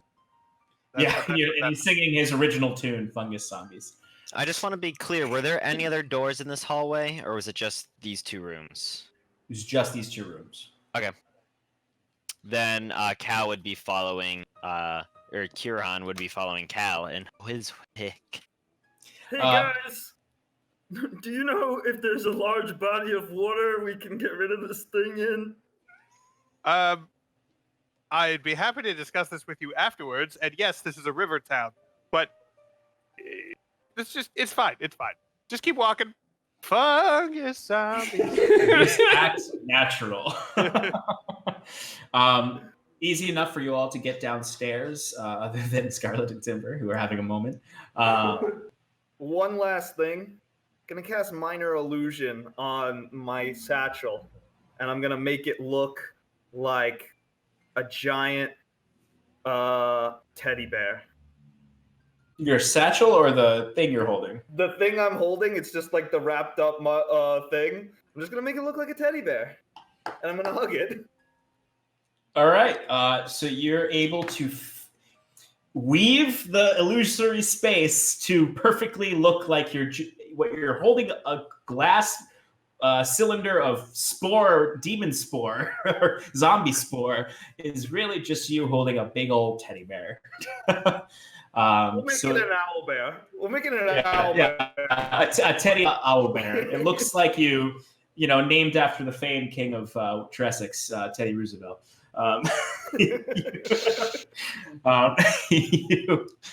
That's not lore. That's not canon. You look like you found the Archdruid's teddy bear or teddy owl bear. A lot of national parks in Tressex. Ah, yes, Mount Bushmore with our 4 most famous kings. But for Curon and Wiswick, this is the first time you would notice that they've like stacked up a hoard of things that they found in the middle of the room. You would notice there's different robes. There's a big chest, and then there's some staves, just other like supplies that they must have taken up from the other stairway that you all noticed. Any books? You're looking for books. There's not visible books. There's no visible books in the pile. Nothing you can see just offhand. Excuse me. Did anyone happen upon some books in their searches? Curon asks to the gathered group. Yeah, so you see one of the guards. There's a guard who's sort of standing there with his foot on the chest, kind of keeping it closed. There's one guard that's just sort of looking through the lot, just sort of taking account of everything, writing down some notes. And you see that guard just sort of looks up at you. He's like, "Oh yes, there seems to be a number of books in the basement, kept locked in the storage area where we found all these goods, as well as found the lady druid that we brought back to the barracks." You found a lady druid? Yes, we found a druidess down in the lower area. She was chained and bound on her arms and legs, bearing the garb of the order, but for some reason they kept her prisoner down below. Half-elven woman. I whisper over to Curon. That might be one of the informants that was mentioned to us previously. Ah, of course. This is something that I remember from one of those sessions. Who mentioned this to us?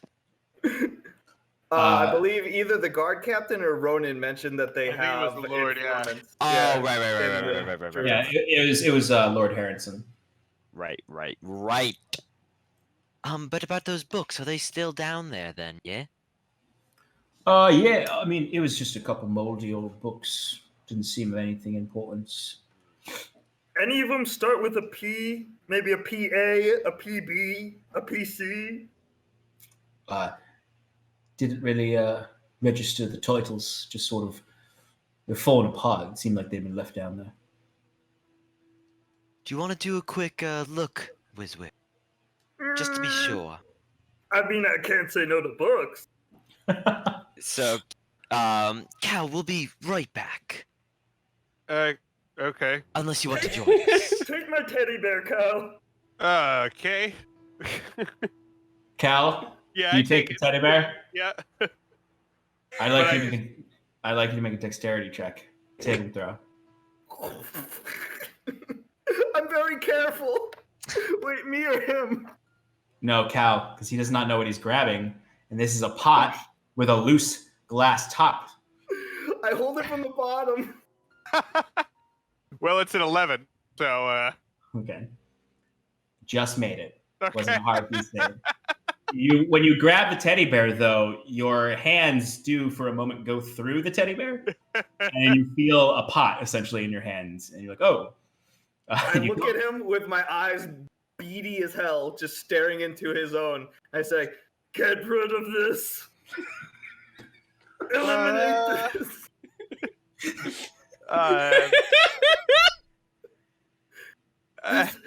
This is an object that doesn't need to exist. Okay. We need to remove it from this land. Yeah, you should go. Check out your books. Okay. Okay, zombies. So the guards are just looking at you now, Cal, as you muttered, "Fungus zombie." Says you're just holding a very furry owl bear teddy bear, waiting for your friends in the lobby. If I notice one of them looking at me, I want to nod and kind of like, hey. Zombies. You notice it's the one who's keeping his foot on the chest, and you Is actually that the guy notice, that slapped my hand away? yeah, it's the guy who slapped your hand with the flat end of the sword. I'd like to ask him if he's going to be at the party later. Say it in character, please. Sorry, you're right. Hello. Are you going to be at the party later? I heard there's talk of celebration. I haven't heard anything. Oh, okay. Never mind then. Savage. You see, he's just glaring daggers at you at this point. I look at him and go, I'm gonna check back upstairs with Scarlet and Timber. Scarlet, your friend Timber is refusing to leave this bed. He wants to nap. He is a good boy, but not right now. What would you like to do? After trying several more times, I'm just gonna throw my hands up and say, "I'm keeping the cloak," and walk out. Timber, do you do anything, or you to continue? No, I stay there. It's you do notice, Scarlet, you turn around to leave and you sort of look and you see the two guards are kind of just staring at you who've been searching, just like, she's really talks to her dog a lot. That's like the look on their face is just sort of like, and you just like it's the first second you notice them at this point and you storm off. I don't want to go all the way downstairs though. I want him to see that I'm leaving, but I want to stay out in the hallway. Okay. Is there anything you want to do while you're there, or are you just gonna chill? No, I'm gonna wait. I'm gonna wait for the guards to leave. All right, so the guards are they're pulling out the drawers, they're looking everywhere. They you see they're sort of examining the singe leftovers of the alchemist table. They are not really sure what to do with it, so they're just sort of, you can see one of them is kind of furiously writing notes down, sort of just examining everything that they find. You see they start to investigate sort of the curtains a little bit all around. And you see that one of them actually like puts a hand through one of the curtains along the walls and just pulls it aside and steps in. And the curtain closes behind him. The other guards sort of kind of like waiting outside, like kind of peeking over, like pulling the curtain back, like, what you see? What's back there? Oh, it's just a small altar of sorts. There's a book back here. Sure, this would be of use to the Lord. Bring it down with the rest of the horde. Grab any of the reagents you see here, anything that doesn't look dangerous to touch. Let's bring it all down. And you see the second guard try to step in. And you hear them rustling back there. Timber's just gonna reconfigure himself on the bed just to get a better vantage point, just and to eye them while they're leaving that area. Okay. Easy enough. You see them. It takes a few moments, not too long though. It seems like the space they entered is relatively small. And then you see them step out, and you see one of them is holding a leather-bound book in one arm, and the other one has is tying a bag off. And then they're walking. They start to walk out. They sort of both look to you, and just the one with the Ed Sheeran guard with the ginger beard is just sort of like eyes just like, hey, good pup. Your master's looking for you. Well, come on, let's go. I thought the one upstairs was the blonde. Oh, you're right. Sorry. Ed Sheeran is downstairs. Yes. So blonde wispy beard instead of a red stubble. Instead of Ed Sheeran. Yeah, it's he's just sort of looking at you. Do you do anything? No, I keep laying there. I close my eyes. And the other one sort of nudges him, like, let's go. Leave the beast. We found everything we need. Now stay away from those alchemical qualities there. Don't eat anything. Okay? Timber doesn't and he's like, the red lady's got us talking to her dog too.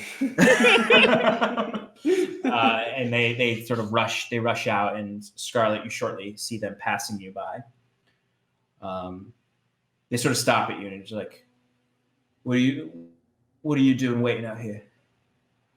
Waiting for my dog. Well, that dog's absolutely obstinate. I know. Won't move for anything. Wait him out. Well, hurry up. We're going to want to cordon off this entire area soon. Please be out of here soon. We'll be back up if we don't see you leave. Understood. And they continue walking. You do notice one carrying a book and the other one carrying a satchel they didn't have originally. It is about Timber. this time I would like to transform into a humanoid. All right. Easy enough in the private area. Bones cracking and your skin writhing underneath you. Yeah, Soon enough, you are in your humanoid form. For those, why don't you we don't get to see this form often. Why don't you describe it to us one more time? Sure. So, looks, in terms of fur, I'll call it decal. It's laid out very similar to wolf and werewolf form. So, think of a human that is mostly covered in dark gray fur. And the back of the legs and back of the arms is a light gray fur. The fur isn't as full and flourished as it is when he's in werewolf and wolf form. It's kind of blotchy, and his left arm is mostly humanoid, and his right arm is kind of more beastly. So he's got like mini claws on it. Unlike the upper left hemisphere of his head is a light gray, and the rest of his face is a dark gray with blotches of like skin showing.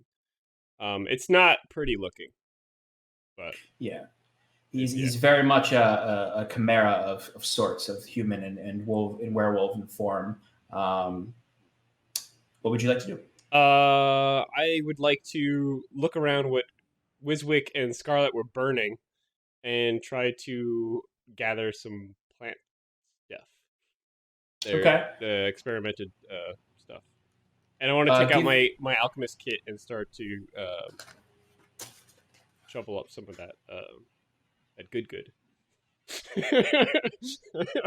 Okay. So I would say give me an herbalism kit check for the herbs because you're really trying to harvest what's left of them. Right. If there's anything that survived the fire. Yeah. Some of the drawers and stuff like that I noticed before. I don't know. You can. They didn't burn that, so you could definitely acquire some of the herbs within the drawers and the plant matter. Yeah. Ooh, it's pretty good. So I'm proficient with that, plus wisdom. That's plus 5. So that's 22. 22, okay. So overall, your general gathering of these, you're able to gather at least samples of those plants that you saw there, the sort of violent-looking, aggressive, thorned and spiked plants that were at the workstation. And then you're able to gather some of the it's somewhat hasteful because you're still kind of in a tense area, but you're able to open some of the drawers and look at some of that plant matter and acquire some of that. I'll follow up with you with exactly what you get from that for your alchemist recipes. Sure. And I want to see if there's any more vials that are around or glasses. That you think empty ones? Yeah, empty ones that Wiswick wasn't able to reach or anything. Yeah, I mean, if you want to take the time, you can sort of you can find quite a few actually. You could probably if you take like a good 10 minutes looking through it, you could probably walk away with 10 empty vials of varying sizes. Sure. Do I hear him rattling around in there? If he's gonna take that 10 minutes to grab vials, you definitely start hearing him rattling around. Great. As soon as I hear him, I'm going back in. You see his humanoid form riling through everything. Essentially what you see is a furry naked man with his chest strap on, just riling through the different belongings on the alchemist set. Oh, that's what you were waiting for. Yes. What? Find anything Why'd you burn interesting? everything? This is all great stuff. It's dangerous. No, it's You not. saw what it did. What do you need it for? Don't worry about it. I am worried about it. What do you need it for? Why? Potions. Just a question. Potions. As Are I they gonna scrape some more. They're going to start looking for us soon. We need to go. Tell them the dog is napping. It's as simple as I that. tried that already. They're not going to be very understanding much longer. No, they will. Go tell them. I'll catch up later. I'm not leaving without you. Hey, I still shuffle around. Yeah, and Scarlet, this is, you don't often see him in this form, and it's always a bit strange because it takes a little while for him to adjust when he's been in the wolf form for a long time. So he's still kind of like occasionally you see him like the way like dogs like rustle their fur and sort of shake their neck, and he's sort of like hunched over still occasionally, and he's a bit frantic because he's just sort of, he knows he has limited time, so he's just sort of rushing through and seeing what he can find. He's got a razor focus that it's hard for him to focus on what you're saying to him. Okay. Well, then I'm just going to keep a lookout at the door. Okay. Excellent. I'm going to jump back to our friends going down into the basement. All right, Wiswick and Kieran. It's the basement is similarly dim going down, but you can see what appears to be torchlight coming from below, as if they probably lit some torches down there as they were searching through it. Gonna go down, look for those books. That's it. Okay. All right. So when you get down there, it's the stairway kind of spirals a little bit and then lands down into a probably a 20 by 20 room. You see there's several crates on either side. They're not super large. They're stacked up. You see at the far end of the wall is what appears to be bars of a cell with the entrance opened, and you see empty manacles in there and some blood stains here and there, presumably where the half-elven woman was being kept. You see sort of stacked around different various items, just sort of loose druidic items and supplies. Some of it's just simple crates of textiles and other things like that. But you do see somewhat like a pile. I mean, it really is just like a pile of old books on top of some of the crates. There's 3 books stacked up on the crates that are closest to the cell. What are those books? Yeah, I look at them. I'm specifically looking for the one that was missing from upstairs. Okay. Same. If it's there. You're just looking at the books. You're not looking at anything else. Not really. Okay. So when you get to the books, 2 of them, one of them is a history of the Order, similar to the book you had read upstairs, Wiswick. This one is the freshest looking of all of them. The next book is a book on myths and stories of the conflict, which, if just flipping through briefly, you can see is probably a recorded oral history. So something that was originally an oral history that's been recorded down from the Order about the what is known or what is mythologized about the Morasir conflict. And then the last book is just a simple, very small book compared to the other ones. And the title of that book is The Pallid King.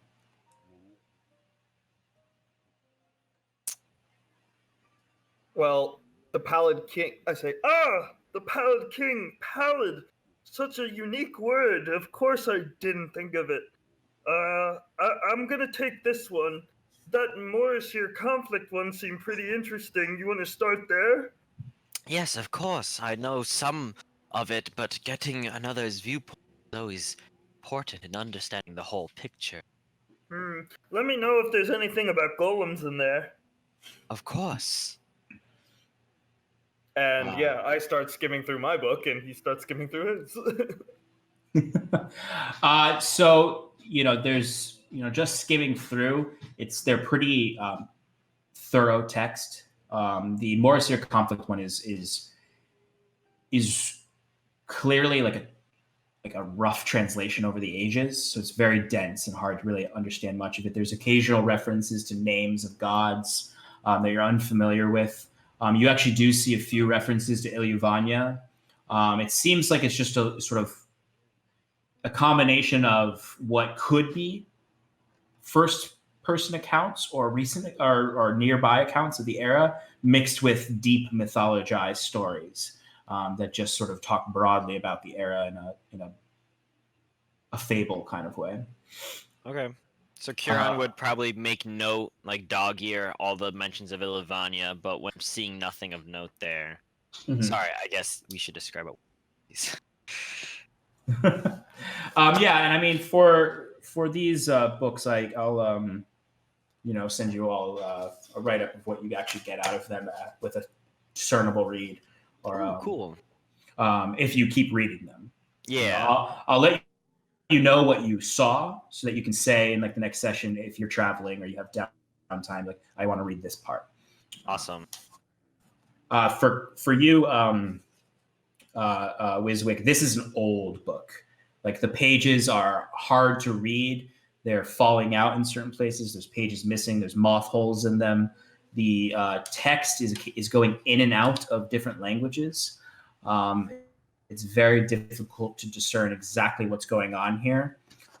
There's just the only consistent thing is the reference to the pallid king, or the king in yellow.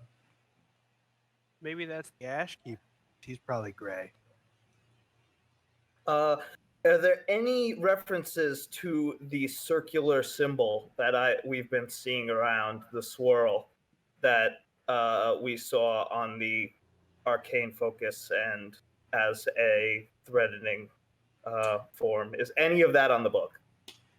Give me a quick intelligence check as you're flipping through. 11 plus 6, that's 17. Okay, so yeah, you definitely notice it coming up every now and then in different illustrations, along with other sort of what appear to be runes here and there. Some of it is drawn over like depictions of almost like murals of what look like somewhat monstrous creatures, as well as sometimes over what look like somewhat angelic creatures. So it's just sort of the spiral is riddled throughout in random places. You can't really discern the connections necessarily. Curious. Very curious. I keep this book with me. Yeah, and you're unfamiliar. You're unfamiliar with the languages that it goes in and out of. There's a few passages. There's a few passages of common, but then it quickly goes into these very harsh lettering structures. All right. Okay, I'm gonna keep this for further research. Do you want to look at that last one? I guess I'll take a look around the room. Yes, of course. Always interested to learn more. Maybe I'll keep this for later, for going to bed or something. So Kieran would take both the Morrisier conflict book and the Druid book. Okay. History of the Druids. Mm-hmm. Yep, easy enough. And then he would give a perceptive look around the room to see if there's anything else of interest before leaving. Yeah, same here. All right, both of you give me perception rolls, or one of you can give me a roll with advantage. I will give you the advantage. Thanks, buddy. Perception. Oh, thank God you did that. I went from a 9 to a 17. So 24. 24, okay. So when you go into the, you step into the cell for a moment and kind of look around to spot anything in there. And upon entering the cell, you do notice there are several scrawlings on the walls, things carved in. You notice a few spots where the spiral is carved in. You notice just sort of depictions. You see one that looks like a rough visage of the Archdruid Orlin, sort of menacingly looking, scratched in there. Other ones are just sort of passages in what appears to be an Elvish that you mostly understand, Kieran, but is slightly different dialect. What you might presume is actually Gwyn Elvish, as opposed to your Elysian Elvish. You can understand it roughly, and you can notice some words that are similar to normal words you know, like gnawing, biting, roots, graying. Hold the thought. Hacking, slashing, burning. I want me to verify. Come on, Google. What is it? It's like murderers and usurpers. Baruram. Baruram. Does it say anything close to iron grinds against bone, the circle splinters, the one with a pallid mask threatens the children of the moon? Anything like that? You're noticing it's not exactly like that, but the sort of imagery from what you're noticing, gnawing, grinding, similar texts, references, but nothing that you notice says anything specific like like Children of the Moon. Mostly in the verbiage is what you can recognize. So Kieran would have like his hand on the wall, like closely inspecting these, like reading them, tracing them with his finger. Are these scratchings in the cell where the woman was left, or is it all over the place? The cell. We might want to question that prisoner about those etchings. Does it say anything that's interesting? I feel like I've heard this warning before. That woman, I must speak with her. Wiswick, I feel there's something larger at work here. I had the same way when I talked to the leaders. Okay, let's go talk to her. Hopefully, we can get in touch with her soon. At this, Kieran would, kind of like mission set, like, is pretty much almost ignoring Wiswick as he says that and just walking up and out of the room. Okay. That's okay, because Wiswick's following right behind. So you all get up to the top of the stairs, and you see Cal's waiting there still, holding his. I'm talking to that guard, the Ed Sheeran guard, and I'm like, so you don't have a mirror, do you? And you see the guard is doing his best to ignore you. He's so red. His face is as beet red as his beard.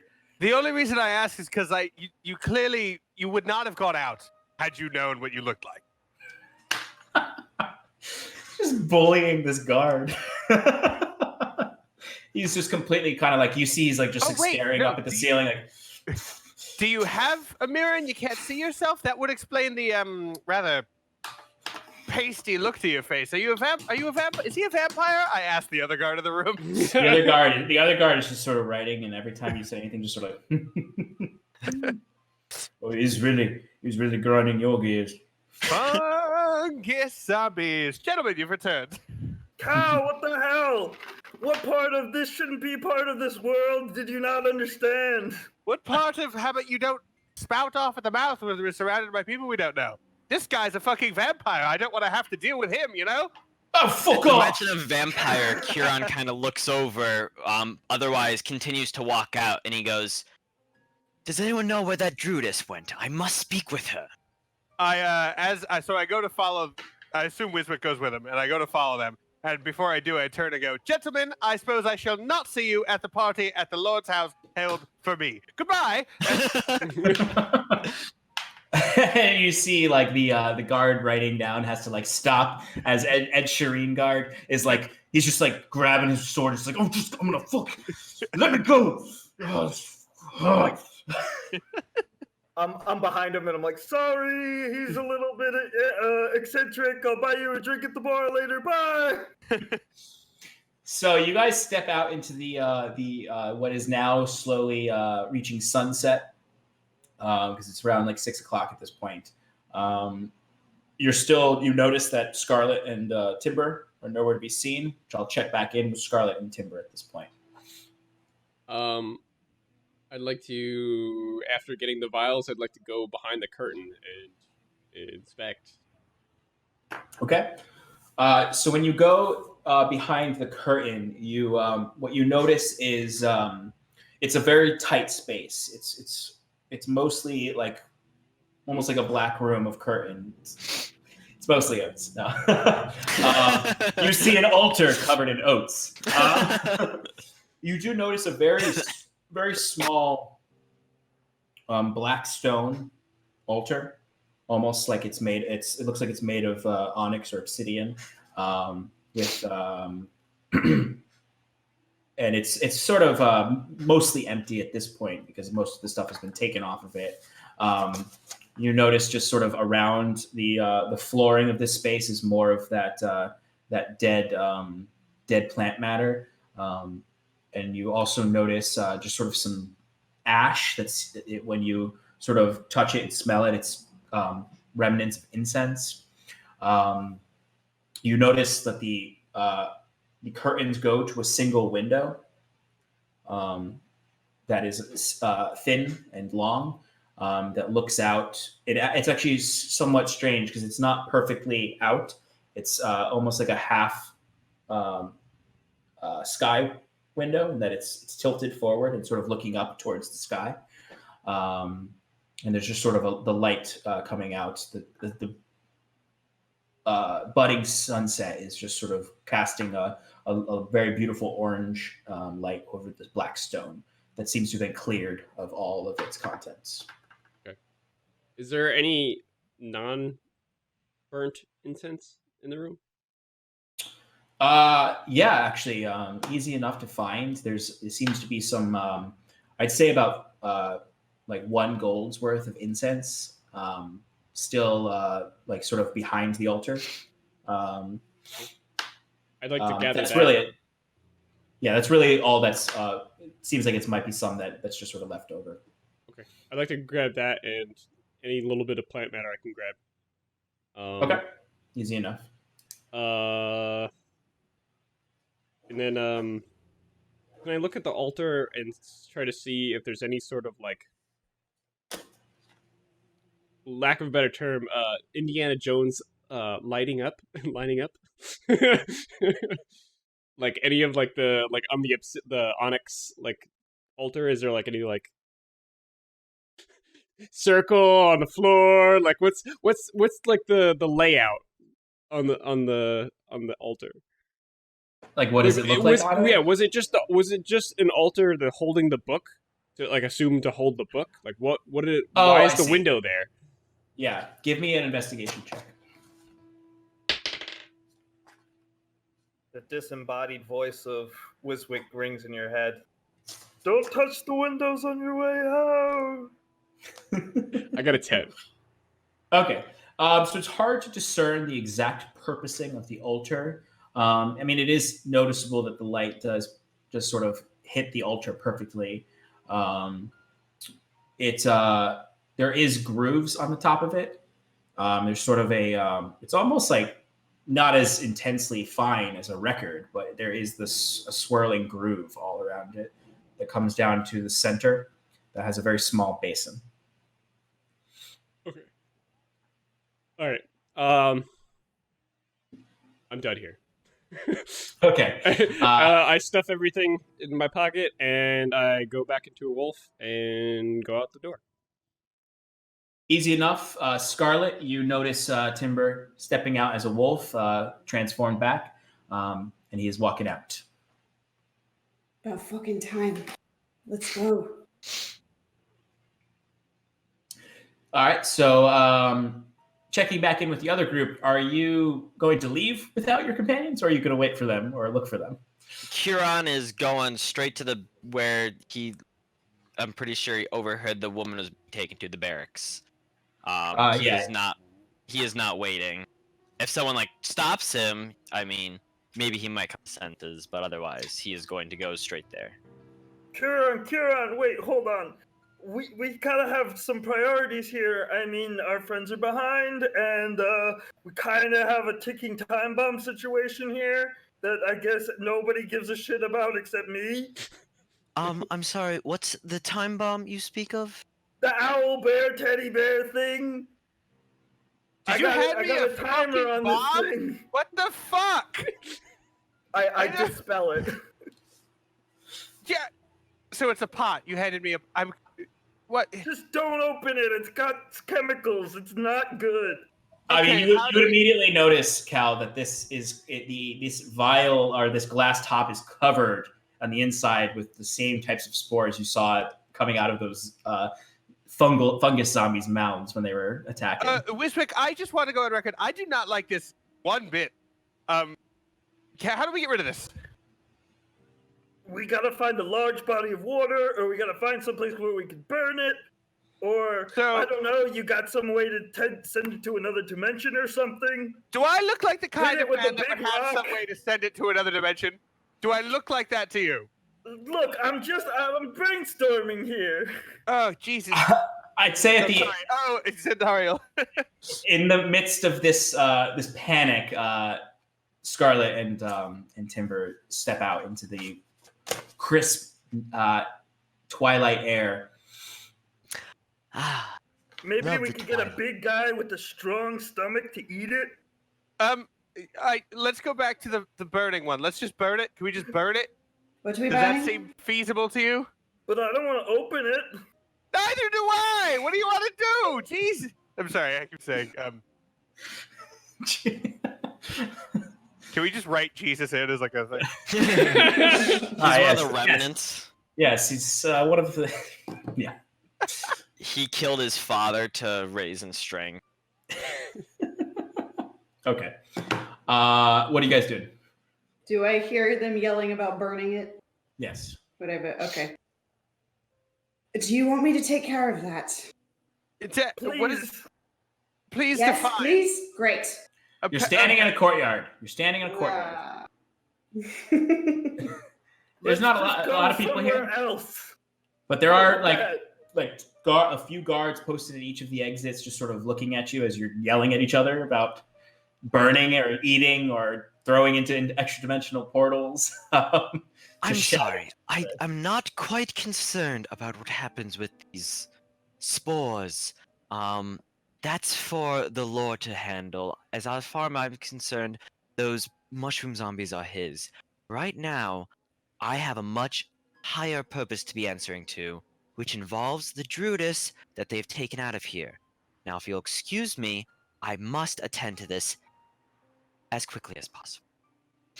Huron says, turning to leave, not actually leaving, kind of being like, are you guys coming? Does it sound cool? Like, there's something going on here. Yeah, Huron. Does anyone have something else to say? Yeah, I'm tired of talking about shrooms. He starts doing that like backwards walk as he's clearly about to turn to continue onward towards the barracks. Jesus. I'm sorry, Zendariel. Can we just? The whole body of water thing doesn't sound right to me because then it's in the water and people could drink that. So why don't we take it to a backyard or a backyard? Let's go back to what's his face's house and burn Angus? it there. Yeah, let's go to Angus's place and burn it there. That's private. Just gonna like Back with the corpse in it. It's fine. Yeah, I dug a hole. Hold on, corpses are bad. Corpses are bad. We can't put it anywhere near a corpse. Right, because it'll infect it and bring I'm it gonna. back All right, I'm done with this. I look for a back alley nearby, or an alcove, or something. We're heading on the way to the party, I guess, and we're gonna find a way to burn this thing. So there's no alleys here. There's just sort of that undercropping with the sheeted roofs. I mean, if you return to the market circle or the heart circle of the hearth, you could find an alley there that is roughly private. Or you could find, if you... Do you guys want to find an alley? Yeah. Yeah. No. All right. Or any kind of backward, somewhere not in the public eye. All right, so what I'm going to say is, as you're walking, Cal and Wiswick give me perception checks for private alleys. Curon, I'm just going to say that it seems like while they're doing this, you're just beelining. This seems like what you want. Yeah. Yeah, So no, he has no interest in this. He doesn't know why they didn't just set it down and burn it to begin with. Yeah. So you're frustratedly just continuing the walk. Scarlet and Timber, I'm assuming you're going to follow Wiswick and Cal as they're searching for an alley. Mm-hmm. Okay. I'm particularly following Wiswick, or the Cal with the bomb. So what'd you guys roll? Sorry. I rolled a 1, he rolled a 5. All right, I'll say it just takes you a while. I mean, it's not difficult. You know it's a city. So you just are not 100% sure if it's private. You think it is, though. You're just not sure who's watching. But you find what seems like a private alley in the circle of the market. You guys sort of dipped into a side alley. You all noticed that Curon just kept walking frustratingly towards the barracks. What do you want to do with this fungus jar? I'm going to put it on the ground. And then I'm going to be like, wait, Curon, they invited us to a thing. We got to go to a party. Not I'm interested. just going to be holding a flame. Just waiting for the okay. Maybe you want to... I quickly, like, clean the area. Like, I'm looking for, like, garbage and stuff. And just, like, pushing it out of the way. Like, making, like, a flat area where it's not going to spread to anything. And then, like, I throw some leaves on top of it.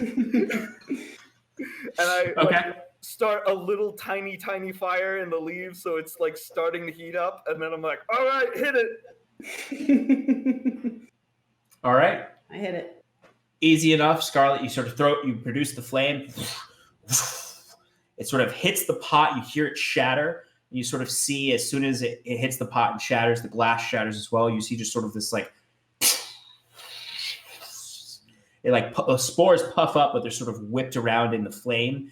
You notice like there may be some that escaped, but generally there's this sort of flaming mound of matter and soil that's just sort of slowly. It's a lot of smoke is coming off of it, going up into the air. I'd say like as she's doing that, I'm casting prestidigitation like constantly on the fire to like try and get as least spread of the spores as possible. Yeah, so as you're doing it, he's casting prestidigitation, which is sort of grounding any of the residue of the reaction. There's still like smoke escaping, and you're not certain that you've burned all of the spores, but you feel fairly confident that you've securely disposed of this specimen. I'd like to go after Curon quickly. Like it lights up, and I go, and then just like walk away quickly. Yeah, it's like when your friends light off like a bottle rocket, and you're like, oh, I'm gonna go somewhere else. I'm gonna have to Curon and be like, Curon, wait, where are you going? We have to talk to the Lord first. My priority is at the barracks right now. I don't believe the Lord can be of much service to me. Well, he can if we can convince him to let us talk to her. We don't have to talk our way through the guard. Curon stops for a moment, thinks.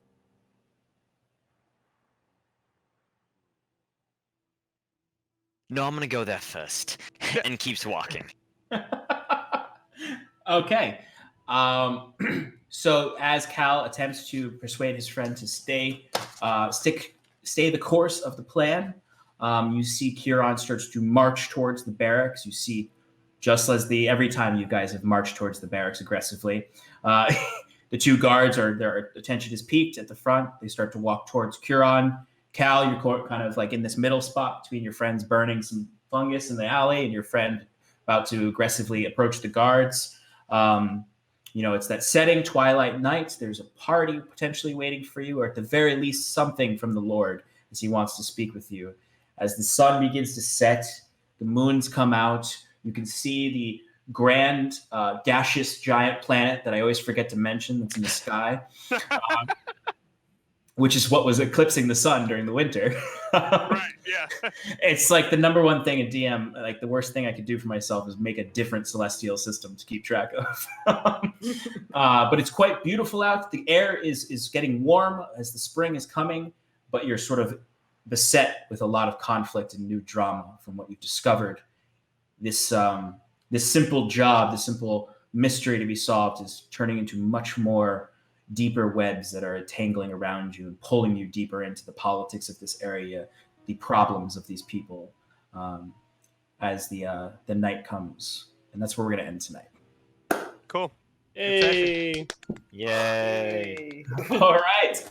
Thanks for those who stuck with us throughout. Thank you all for watching.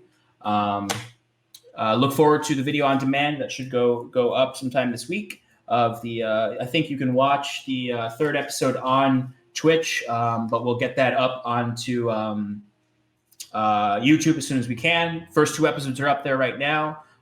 Keep an eye out for that. Share it with your friends. Join us again next Monday, 7 p.m. Eastern Standard Time, as we continue diving deeper into this mystery.